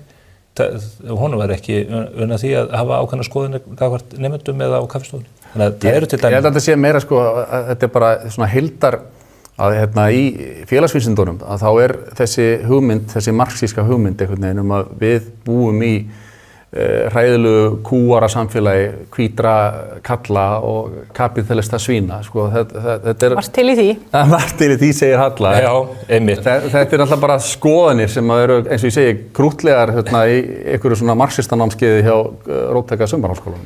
Ég ætla bara að segja að sko, náttúrulega frumskilyrði háskólans auðvitað að hjálpa nemendum að öðlast gagnrýna hugsun.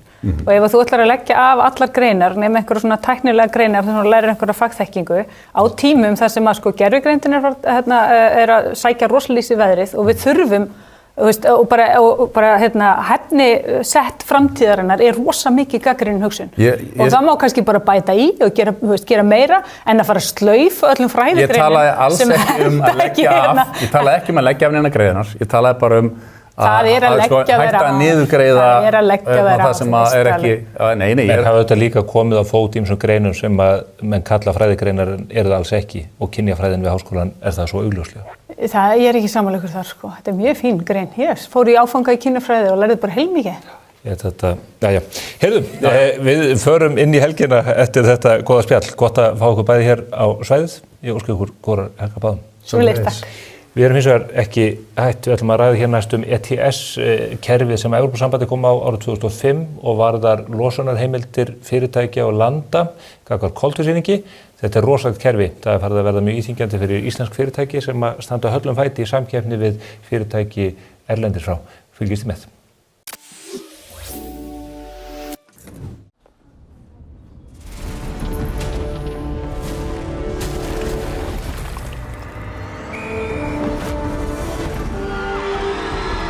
Hvern langar þig að hitta í dag? Pennin Eymundsson. Ekki gjalda fyrir útgjöldin. Cardio. Einfaldari útgjöld. Vantar þig bílavarahluti? Á polsen.is finnur þú bílavarahlutina út frá bílnúmeri. Velur viðeigandi varahluti og pantar. Við sendum all land. Polsen.is. Lexus RX. Komdu og reynslagtu RX 450h Plus Plug-in Hybrid. Þín býður óviðjafnaleg upplifun. Lexus Kauptúni. Komið sæl 9. Við þökkum Höllu Gunnarsdóttur og Frosta Logasinni fyrir þessa ágættu yfirferð á fréttum vikunar. Það bar sannlega margt til tíðinda. Eitt af því sem mikið til umræðu þessi dagurinn, ekki bara á Íslandi heldur heim allarinnar, eru loftslagsmálin og hvernig við getum kepst við það að draga úr áhrifum gróðurhúsalofttegunda og ýmislegs annars sem að hafa neikvæð áhrif á umhverfi okkar. Fyrir skemmstu fjallaði viðskiptaráð kerfi sem kallað ETS-kerfið og var innleitt árið 2005 fyrir Evrópu og Ísland hluti af því kerfi öllu saman. Það farið að verða mjög íþyngjandi fyrir efnahagslífið, atvinnulífið hér og mörg fyrirtæki sem okkur mjög mikilvæg og ég fengið hingað til mín 2 góða gesti sem að þekkja kerfið og þessa umræðu í þaula. Það þeir Frosti Sigurjónsson sem höfundur bókarinnar Hitamál, hann rekstrarhagfræðingur og Ragnar Sigurður Kristjánsson, hann hagfræðingur viðskiptaráðs og ber, held ég mesta ábyrgð á skýrslunni sem kom út hér fyrir skemmstu. Þetta ekki rétt metið? Jú, þetta rétt metið. Já. Ég ætla kannski að byrja á því að við heyrum þessa umræðu þetta ETS-kerfi.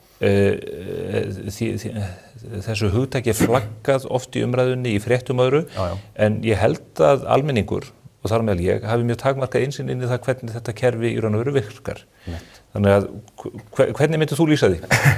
Sko, ETS-kerfið í grunninn viðskiptakerfi ESB með losunarheimildir og það má í rauninni líka virkni kerfisins við kvótakerfi.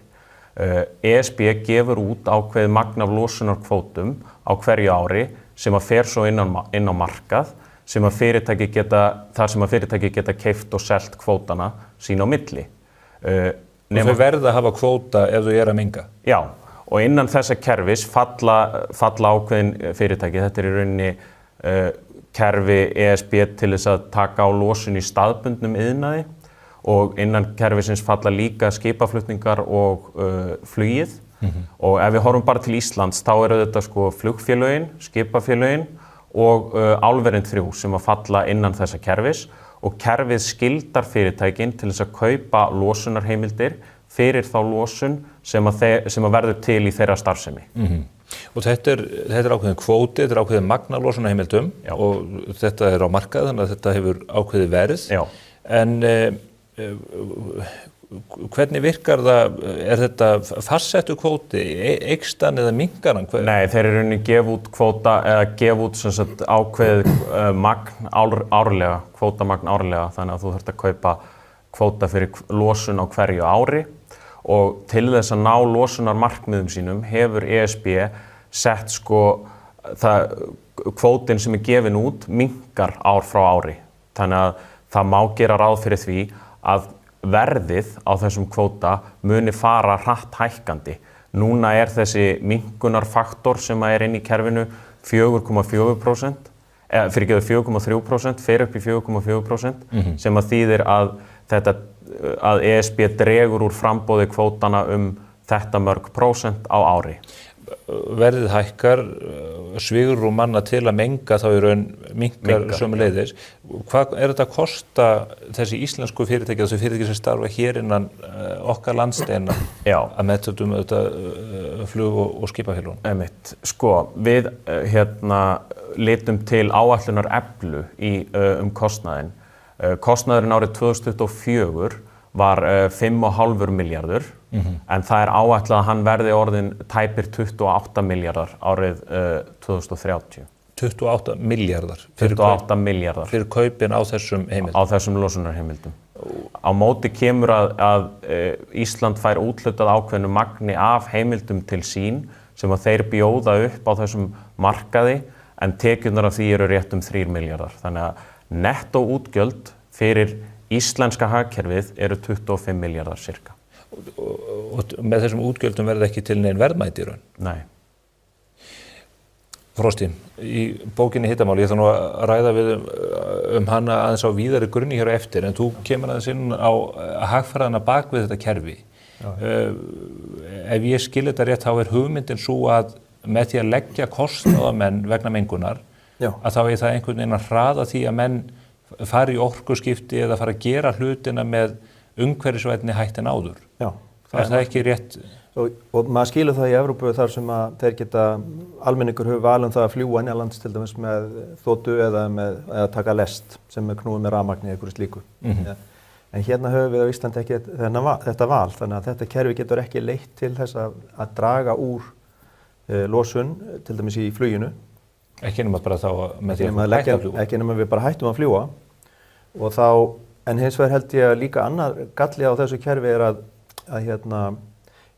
flugfélagi okkar, það hefur verið framsækið í því að taka sparneytnari hreyfla og annað slíkt. Ef að það eru teknir af því 4 milljarðar árlega í þessi losunargjöld sem að síðan hækkar og mun margfaldast, þá hefur þetta flugfélagi ekki efni á því að kaupa betri tækni þegar hún býðst. Ég hef mikla trú á því að tækni muni þróast og allt muni þetta leysast tæknilega, en við verðum ekki í aðstöðu til þess að nýta okkur það. Og annað er að gerast að þetta er ekki lagt á amerísk flugfélög eða færeysk eða tyrknesk, þannig að þau fá samkeppnisforskot yfir okkar flugfélag. Og auk þess að þetta leggst mjög þungt eins og kemur mjög vel fram í þessari mjög góðu skýrslu og úttekt hjá Viðskiptaráði sem ég vil þakka bara fyrir. Þá leggst þetta mjög þungt á okkur sem eru hérna út í hafi, svona fjarri meginlandinu. Kerfið er engan veginn hugsað að hanna fyrir okkur. Reynda voru einhverjar undanþágur mögulega til 2030, til dæmis varðandi skipaflutningana, en okkar ráðherra sóttist ekki eftir þeim, þrátt fyrir áskoranir frá atvinnulífinu og Viðskiptaráði. Einhvers konar dyggðaskreitinga? Já, bara vera þjóð meðal þjóða, en þetta getur ekki heldur fyrir skipin. Það er ekki þannig að það séu til skip í dag knúin rafmagni sem geta siglt með vörum milli landa yfir hafið. Það er ekki til. Við eigum nú reyndar skip sem getur siglt á rafmagni milli lands og eyja, en við erum samt að keyra á olíu því að rafmagnsverðið eru svo hátt í landinu. Í Vestmannaeyjum? Í Vestmannaeyjum, já. Mér finnst þetta góð punktur sem Frosti kemur inn á með sparneytnari hreyfla og allt þetta, að sko kerfið hunsar að einhverju leyti sameiginlega hagsmuni fyrirtækja og þá loftslagsins af því að draga úr eldsneytisnotkun. Af því að ef þið væruð að reka hérna Icelandair og Eimskip, þá myndi náttúrulega helsta markmið ykkar í rekstri vera að reyna að draga úr eldsneytisnotkun af því að það er svo hár kostnaðarþáttur inn í rekstri fyrirtækisins.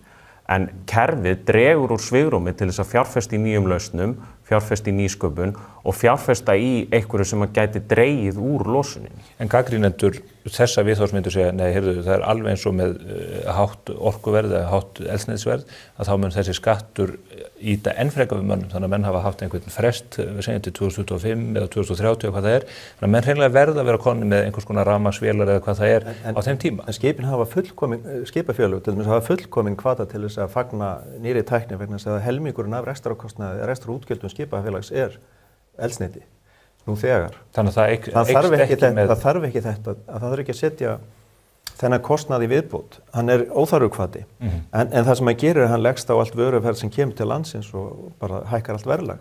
Þannig að við erum í rauninni að horfa kerfi sem að getur við vissar aðstæður skila góðum árangri, en þegar það er tekt yfir í þetta verkefni og okkar aðstæður hér á Íslandi, þá er það algjörlega ómarkvisst. Nefndu dæmið þar sem það getur virkað? Það getur til dæmis virkað þar sem þú hefur valkost. Þú ert að hvetja að segja, þú ert að gefa einhverjum valkosti sem sagt forskot umfram annan. Til dæmis eins og gert var í Bandaríkjunum, þá var svipað kerfi notað til að draga úr brennisteinsmengun. Þá fengu fyrirtækin hvata til þess að setja upp alls konar hreinsikerfi. Og það var gagnlegt, það bara virkaði. En hérna, við höfum ekki kjarnorkuhreyfla á flugvélarnar en þá, við höfum ekki batteri sem geta flogið yfir hafið. Það er menn að þróa þetta á fullu og ég vona að við getum keypt þetta einhvern tímann. Þetta mun einhvern tímann koma. En þá voru kannski ekki lengur mennið flugfélag og það verður að færa það bara til Bandaríkjanna. Annars, það getur ekki rekið sig. Bara í fyrra var það að borga 4 milljarða og ef þú horfir á þessa þróun sem er spáð með verðið á þessu kerfi, þá það er alveg fyrirsjónlega ekki hagkvæmt að reka flugfélag hér eða í Evrópusambandinu. Icelandair hefði skilað hagnaði fyrra ef ekki hefði verið fyrir þessar 3 milljörðum í staðan fyrir tap upp á 1,2 eða hvað var? Já, það passar. En þú nefndir valkostina sem Evrópubúarnir hafa eins og með lestarnar og það er hægt að flytja bæði vörur og fólk með lestum í stað þess að fljúga og þar höndu göttum. En annað sem maður hefur heyrt og séð frá Evrópu er að þetta kerfi bjóði ekki aðeins upp á valkosti innan álfunnar, heldur hafið þetta einfallega þrýst iðnaði sem er sannarlega mengandi í Evrópu út úr álfunni og til landa þar sem ekkert svona kerfi er við lýði og mengunin er hlutfarslega miklu meiri. Það er talað um kolaorkuverin sem að knýja áfram álframleiðslunni í Kína og annað í þeim dúr. Þannig að er kerfið í raun og veru að skila þessum árangri eða erum við bara að færa mengunina út í andrúmslofti annar staðar sem að síðan dælist yfir okkur með hafstraumum og vindum? Sko í tilfelli álverana til dæmis að þá kemur fram í skýrslu Eflu að hlutdeild Evrópu í heimsframleiðslu á áli hefur farið úr 10% í 1% á þessari öld. Það er ekki út af því að eftirspurn eftir áli í heiminum hefur minnkað verulega, heldur einfaldlega vegna þess að iðnaðurinn hefur færst til landa þar sem að losunin við framleiðsluna er meiri. Núna ætlar ESB að reyna að bregðast við þessu með því að leggja á kolefnistoll á allt innflutt ál inn til EES-svæðisins sem að mun fyrirsjáanlega hafa þau áhrif að í Evrópu verður eitt álverð og í restin af heiminum verður annað álverð. Til að bæta við þetta þá, sko þú spyrir, hefur þetta haft áhrif? Jafnvel kanslarinn í Þýskalandi, Friedrich Merz, hann nýlega á ráðstefnu sagði að það yrði að endurskoða þetta kerfi, það væri verið að iðnvæða Þýskaland og Evrópusambandið og iðnaðurinn væri bara færast annað þar sem að mengar meira. Áfram eru þjóðverðir að kaupa bíla og þau eru að kaupa, þetta er bara núna framleitt annars staðar. Losunin er bara meiri vegna þess að Evrópusambandið og þær þjóður sem eru með þetta kerfi eru ábyrga fyrir minna en 15% af losun heimsins. Hinar þjóðurnar setja sér markmið og segja leið og tæknin býður þá munum við gera þetta og eitthvað svona. En rauninni það er ekki svona markaðsrefsi kerfi til þess að hamla sínum iðnaði eða hagvexti. þvert á móti. En eru einhver dæmi það, eða hafið þið kannað hjá viðskiptaráði hvort að það séu einhver framsækin stjórnvöld, sem þau myndu kalla svo, annars staðar í heiminum að stilla upp einhverjum kerfum þar sem að dreiður úr losun? Við höfum heitt fréttir af því að það sé verið að opna með 2 kolaorkuver í viku hverju í Kína sko, og einhverju svona ótrúlegar tölur hvað það varðar. En eru menn að reyna að stemma stigu við þessari auknu losun með aðgerðum þessu tagi? Sko, ég þekki ekki dæmi þess að stjórnvöld í einstaka löndum séu að gera þetta. Ég held að fókusin sé meira á að iðnvæðast og iðnvæðast hratt eins og til dæmis það iðulega að tala um Kína í þessu samhengi.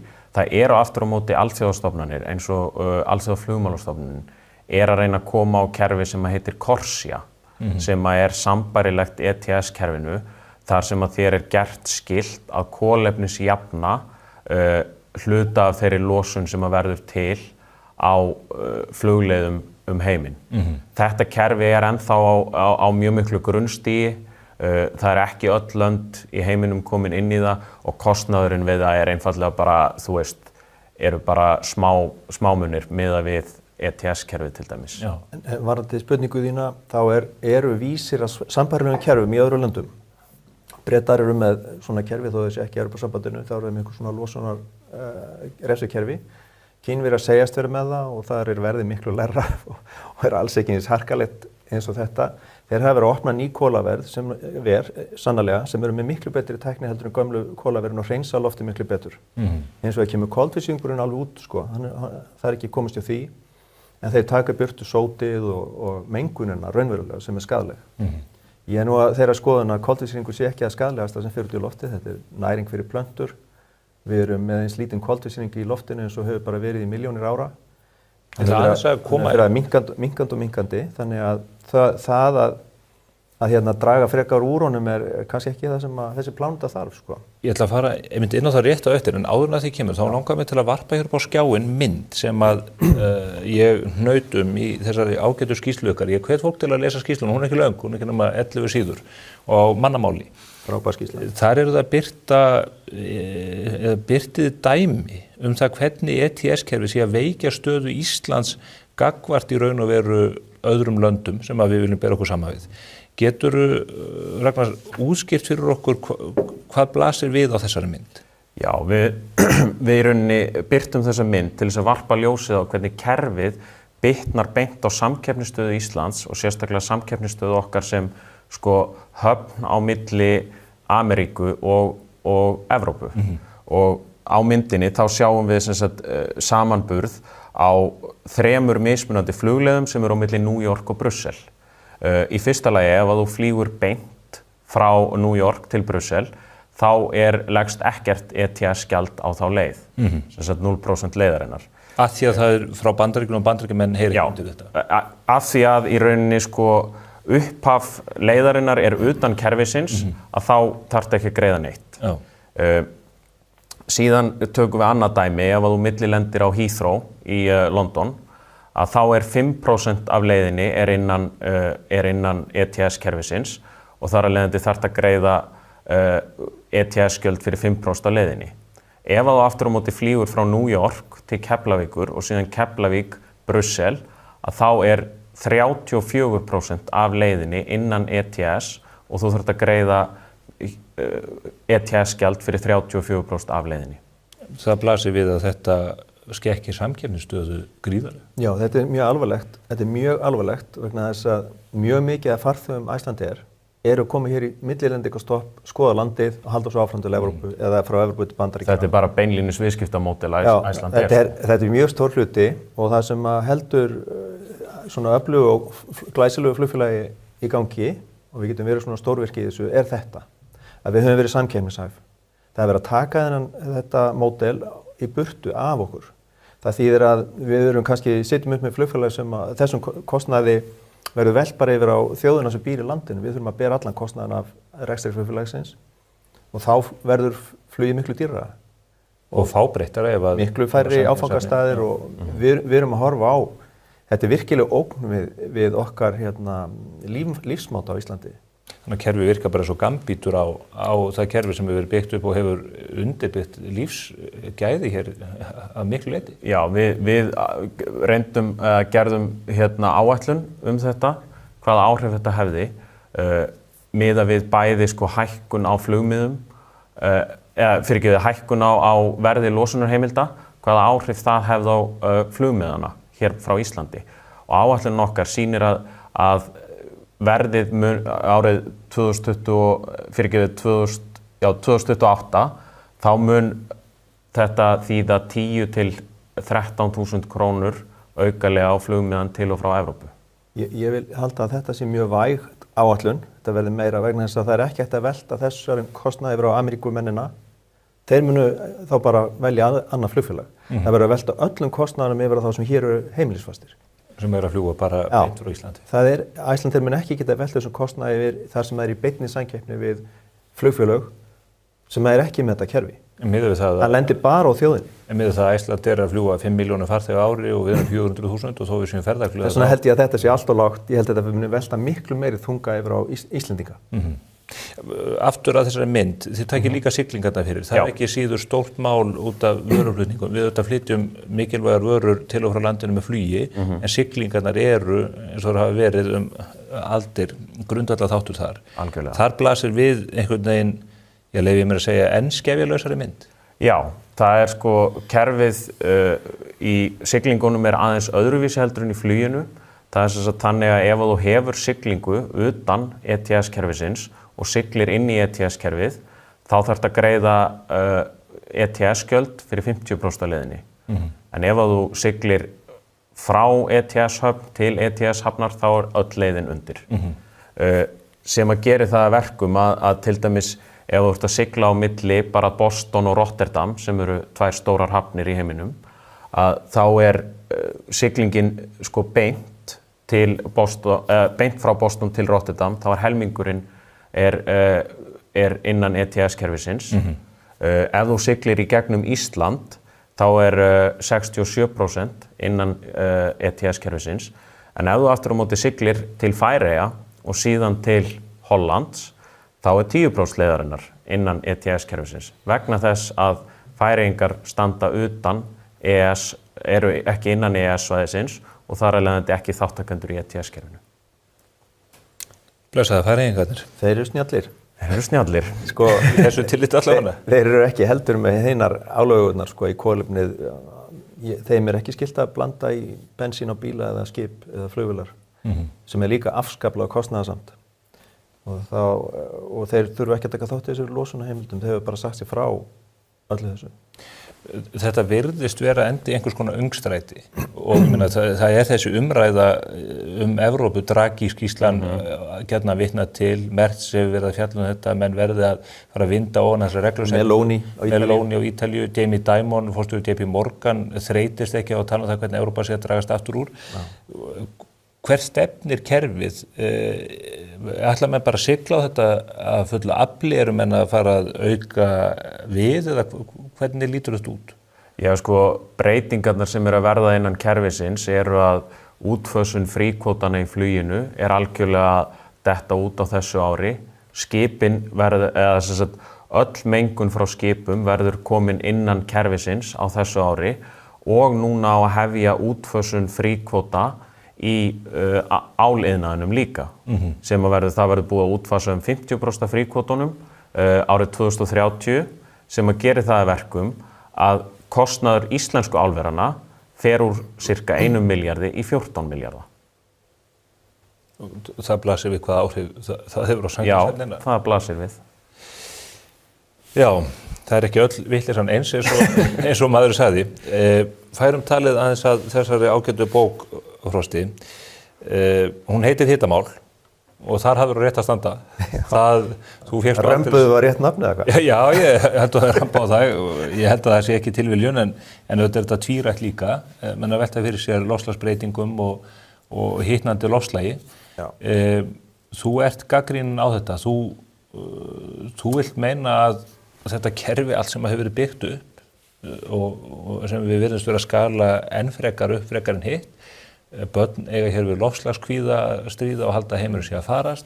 En þú segir vísindin ekki svo skorinor þegar litið undir yfirborðið. Já, þetta byggir á þeirri forsendu að það sé hægt að nánast að stýra hitastigi jarðarinnar með því að stjórna kolefnislosun mannkynsins. En hitastigi jarðarinnar hefur verið að sveiflast í gegnum þúsundir ára og það er hægt að sjá það með alls konar hætti, borkjörnum úr jöklum og slíku, þar sem að það er hægt að sjá sögu hitafars, að hún hefur sveiflast miklu lengur heldur en iðnbyltingin segir. Þannig að það er, mætti ég segja, eitthvað stórlæti að halda að með því að við breytum hegðun okkar varðandi koltvísýring að við getum haft eitthvað áhrif á það hvort það hitnar eða kólnar á þessari plánetu. Ég segi það mun hitna og kólna því að það sem sagan sýnir okkur. Það var hlýrra hér á tímum Rómverja, rómverska heimsveldisins. Það var ræktað vínviður í Bretlandi og við sjáum það af gróðurleifum að barrskógabelti náðu miklu norðar heldur en í dag. Það hefur hörfað síðan undan jöklum og er núna að sækja aftur fram. Það er bara hlýna eftir mjög mikið kuldaskeið sem að var hinn kalda litla ísöldin sem að lauk svona rétt fyrir 1900 og síðan hefur verið að hlýna. Segjum sem svo að við myndum ná 100% árangur því að draga úr losun okkar á koltvísýringi, þá heldur þessi sveifla bara áfram. Það getur kólnað eða hlýnað. Þannig að það er ég sem er að segja, loftslagið gerir það sem það ætlar að gera. Eina sem ég veit er að það er skárra að hlýni en ef það kólni. Þannig að við ættum að segja við börnin, þeir eru heppin, þeir eru fædd á tímum þar sem er að hlýna. Jöklar eru að hörfa. Það er ekki ísöld framundan. Það er ekki ísöldin. Þegar ég var lítill þá var ísöldin að koma. Ég hafði miklar áhyggjur af því. Hvað ertu gamall, Frosti? Ég er á 70-aldri og árið 1975 þá var þetta á forsíðum heimsblaðanna. Ísöldin er að koma að segja færustu vísindamenn. Ég hafði þessu miklar áhyggjur vegna þess að þegar jöklarnir sækja fram og þeir mylja allt undir sig, það er dauðinn á skriðbeltum. Þegar þeir hópa að horfa, auðvitað hefur það áhrif en þau eru miklu mildari. Og líka annað þegar koltvísýringur eykst í andrúmslofti, þá vex allt hraðar, allur gróður eykst á jörðinni, fleiri lífverur geta dregið fram lífið þegar nóg að borða og hann var 10 sinnum meiri þegar við þróuðumst sem dýrategund ef við vorum stökkum ekki fram fullskapaðir, en þegar spendýrin þróuðust þá var mun hærra magn af koltvísýringi. Þannig að það er ekki óhollt fyrir okkur. En segðu mér eitt, nú tókum við fyrir hérna í og það er hollt fyrir blómin. Já, í bókaklubbi Spursmála í fyrra þá tókum við fyrir bókina Líf á jörðin okkar eftir David Attenborough. Akkurat. Og hann segir, við viðurkennum það sjálfsögðu, við sjáum þetta ísaldarskeiðin og annað, þetta sveiflast upp og niður. Já. En hann segir, nýja breytan er svo að maðurinn er stokkinn fram á sjónarsvið, hann er að dæla út koltvísýringi og annarri mengun og það er breyta sem hefur ekki verið til staðar áður og það mun valda því að í stað þess að þetta verði sveifla þá verði þetta stjórnlaust og að það komist slíkt ójafnvægi á vistkerfin að ekki verði við neitt ráðið. Þetta er tilgáta. Þetta er tilgáta, en nú er David Attenborough næstu 100 ára gamall og búinn að fara allan heim og skoða þetta. Hann er mjög góður, eins og ég, þá var hann ekki loftslagsvísindamaður, heldur kynnir hann sér bara fræðin og fer með þau. Ég er ekki komið með neina kenningar, ég er bara að vísa í rannsóknir og það eru vísindamenn sem eru ósammála þeim vísindamenn sem David Attenborough er að tala fyrir og þeir segja að þetta sé ekki svona klippt og skorið. Hitafar jarðar hafi sveiflast af margvíslegum ástæðum. Koltvísýringur sé ólíklegur til að geta valdið skyndilegri hlýnun og menn eru sammála það að hans áhrif eru mettuð, þeir eru mettuð fyrir allnokkru síðan, áður en svona iðnbyltingin, mesta metturinn á sér stað fyrir iðnbyltingu. Hann er mikilvægur, hann veldur hlýnun, en það mætti líka sama við að hann er svona svo ullateppi, hlýjar jörðinni. Við vorum komið með 8 ullateppi iðnbyltingu og nú er spurning hvort við bætum einu við, það breytir ekki öllu. Fyrsta ullateppi skipti mestu máli og var alveg nauðsynlegt fyrir plánutuna. Aðrar lofttegundir hafa miklu meira áhrif eins og vatnsgufa sem eru skýin. Og nú hafa skýin verið aðeins minni að skýja fari á hnettinum undanfarna áratugi og það hefur aukið hlýnunina. Men við skilja ekki alveg hvað veldur hlýnun og hvað kraftar er verkið. Það er eitt af þessum, þú fer að lesa bókina að það eru ótal skýringar á þessari hlýnun. Já, þú bendir á það að þetta sé það flókið mál að það sé jafnvel bara ekki hægt að skilja þetta. Nei, það er nefnilega ekki, það er engum tekist að gera líkan sem spá rétt fyrir hlýnun. Þau hafa all ofspá hlýnun, þessi fínu tæknilegu líkun sem byggja á bestu tækni. Þannig að við skiljum þetta ekki nógu vel Og þá finnst mér grunnur þessara aðhaldssömu aðgerða sem eru mjög íþyngjandi og jafnvel af iðnvæðing Evrópu sem að bitnar á lífskjörum manna og í sjálfu sér veldur hörmungum og líka valda dauða í Afríku og í þróunaríkjum sem fá ekki nýta sér eldsneyti. Það er mjög alvarlegt og það þarf að vera byggt á mjög traustum grunni og mér finnst það ekki byggt á traustum grunni. En menn tala þannig, COP-ráðstefnunum og annað, það er talað þetta bara, ég meina Ólafur Ragnar Grímsson og þeir sem að tala norðurslóðamálið, þeir segja að Ísland bara, hún að bráðna og svona þetta. Það er búið að berja á allavega minni kynslóð okkar alveg viðstöðulaust þetta eins og að þetta sé hinn stóri sannleikur. Stefán, ég trúði þessu alveg eins og nýju netti þegar Al Gore var með sína Nóbelsverðlauna mynd óþægilegan sannleik. Eftir að hann fann upp internetið? Eftir að hann fann upp internetið. Já, ég trúði þessu bara líka. En þannig að það var svolítið átak fyrir mig að fara að setja mig inn í þetta og skipta skoðun. Í rauninni segja að þetta er bara ekki alveg snöðrugt. Og ég held að það sé mjög mikilvægt að fólk skoði alla hliðar þessa máls áður eru tilbúin að fórna mannslífum og heilu hagkerfunum á þessum altari þar sem að útkomin er algjörlega óviss. Og tala ekki ef að þú segir bara einhverja þjóðir sem eru með 15% af losun heimsins alltaf tortíma sínu hagkerfi á meðan aðra þjóðir taka ekki þátt. Það er augljóslega allt fyrir gíg.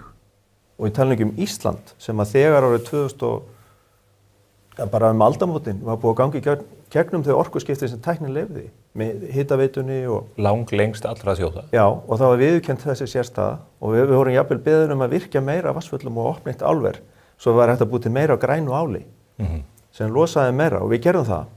Síðan árið 2011-12 þá eru við ríkisstjórn í Íslandi og í Noregi sem eru svona Evrópusinnaðar og Evrópusambandið vildi bæta inn í EES-samningin loftslagsmekanismanum sínum.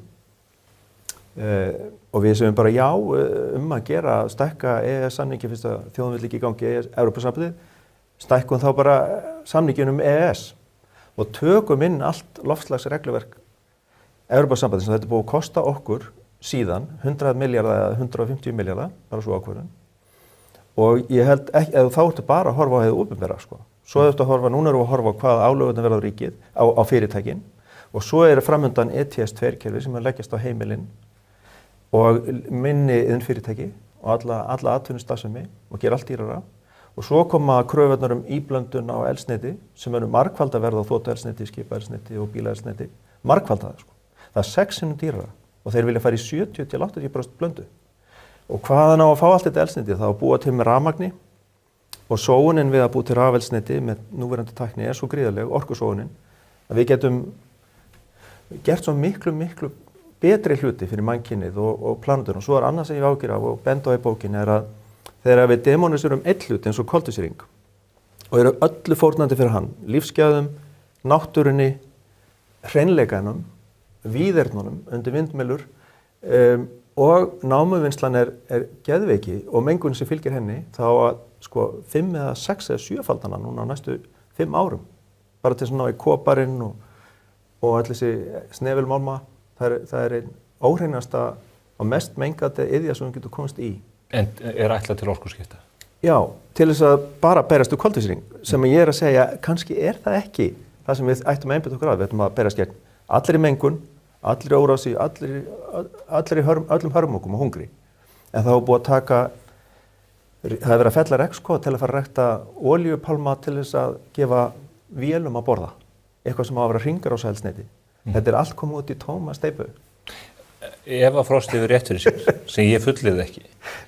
Hvernig geta menn farið svona út á sporinu? Hafið þið leitt hugana því að viðskiptaráð hvernig þessi, þetta er stundu kallað loftslagskirkjan, þetta sé orðin trúarbröð frekar en annað? Hvernig menn geta farið svona langt út á sporinu? Já, Eva Frost hefur rétt fyrir sér, að þá er ljóst að menn eru bara algjörlega út að akka.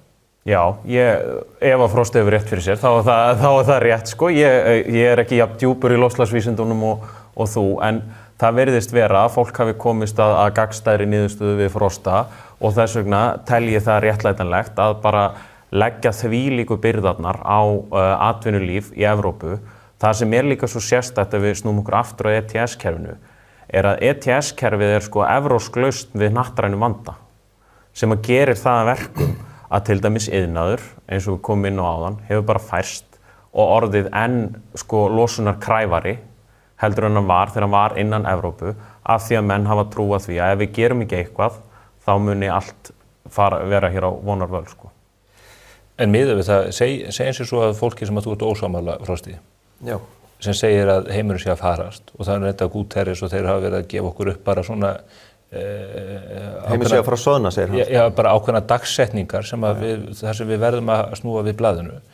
Þetta kerfi mun í þessu ljósi ekki breyta neinn það. Ef að heimurinn algjörlega við hengiflugið, þá mun að fara fram að vegna þess að Kínverjarnir og Indverjarnir og Afrika að spýta í frekar en hitt. Já, og það er það sem ég kemst að í bókinni, sko. Ísland allavega getur ekki ráðúrslitum í þessu. Jafnvel þó allt væri rétt varðandi það að koltvísýringur væri takkinn sem stýrir hitastiginu. Þá erum við á Íslandi þegar búin að gera allt sem tækni leyfir.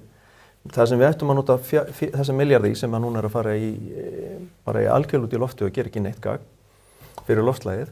Við ættum að nota þetta bara til að undirbúa okkur undir, styrkja innvið okkar, það getur vel verið að hitna eða kólni, við vitum það ekki. Við ættum að vera tilbúin líka undir eldgos og allt það sem alltaf þá náttúruvá sem okkar fallega land býður upp á líka. En að vera og bæta sjúkrahúsun og hafa þau kannski fleiri og við auka viðnámsþrótt okkar menningar og hagkerfis. Vegna þess að það mun eitthvað dynja á í framtíðinni, við vitum ekki hvað það er. Það getur hlýnað meira, það getur kólnað.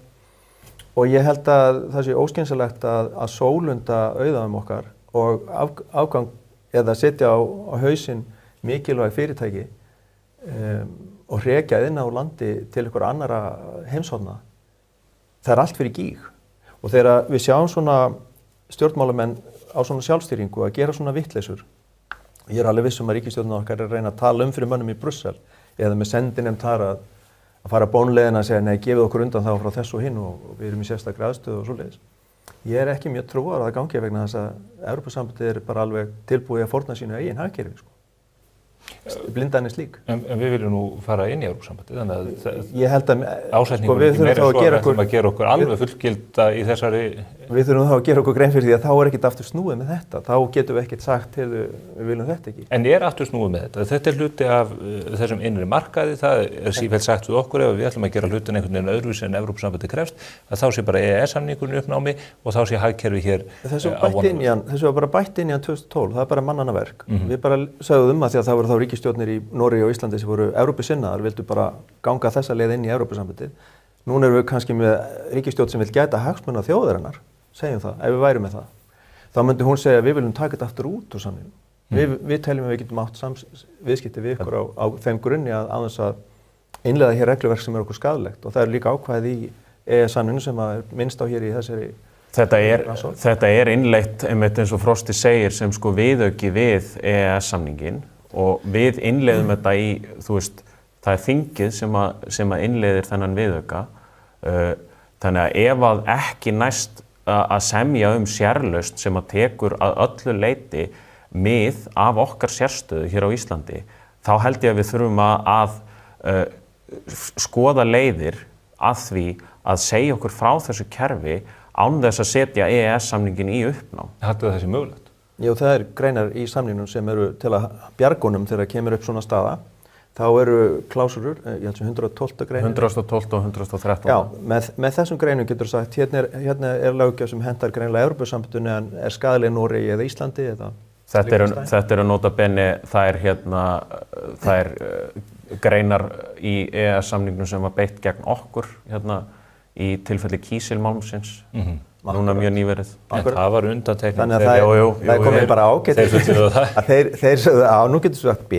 Ég held að þarna getur við sýnt fram á það að þetta leggist ekki með jöfnum þunga á aðal og rauninni hafi engan tilgang hér, en hafi ríkan tilgang hjá þeim. Við skiljum það, þeir getur farið í lest. Við getum það ekki farið í lest. Nú ætlum við bara að segja nei við þessu. En nú erum við ríkisstjórn sem er bara með það á stefnuskránum að ganga inn og vera eins prúð og mögulega og uppfylla öll skilir Evrópusambandsins og þetta getur verið erfitt fyrir slíka ríkisstjórn að standa með þjóðinni sinni. Og það gerist ekki á meðan að slík stjórn. Ég hvet ríkisstjórn til þess að velja rétt í þessu. Það er fróðlegt að bera þetta undir Kristrúnu Frostadóttur þegar hún kemur hingað, en ég hvet áður en að því kemur fólk til þess að fara inn á heimasíðu Viðskiptaráðs, vafi.is, lesa þessa góðskýrslu. Ég hvet fólk líka til þess að ná sér í þessa bók, Hitamál eftir Frosta Sigurjónsson, sem er fáanleg í pennanum á góðu verði. Já, hún á tilboði það núna. Já, margar góðar bækur á tilboði það núna, meðal annars bókin Grænland og Fólkið sem hvarf, sem bók mánaðarins í bókaklúbbi Spursmála. Þakka ykkur kærlega fyrir komuna báttverð. Takk fyrir. Þá ekki meira á vettvangi Spursmála þennan álita föstudaginn. Þakka ykkur fyrir samfylgdina. Minni aftur á klúbbinn sem ég minntist á hér áðan og bókina eftir Val Gunnarsson. Við verðum hér saman í síðasta lagi að viku liðinu og munum þá fara yfir fréttir vikunar og annað það sem hæst á þeim tíma. Verið sæl.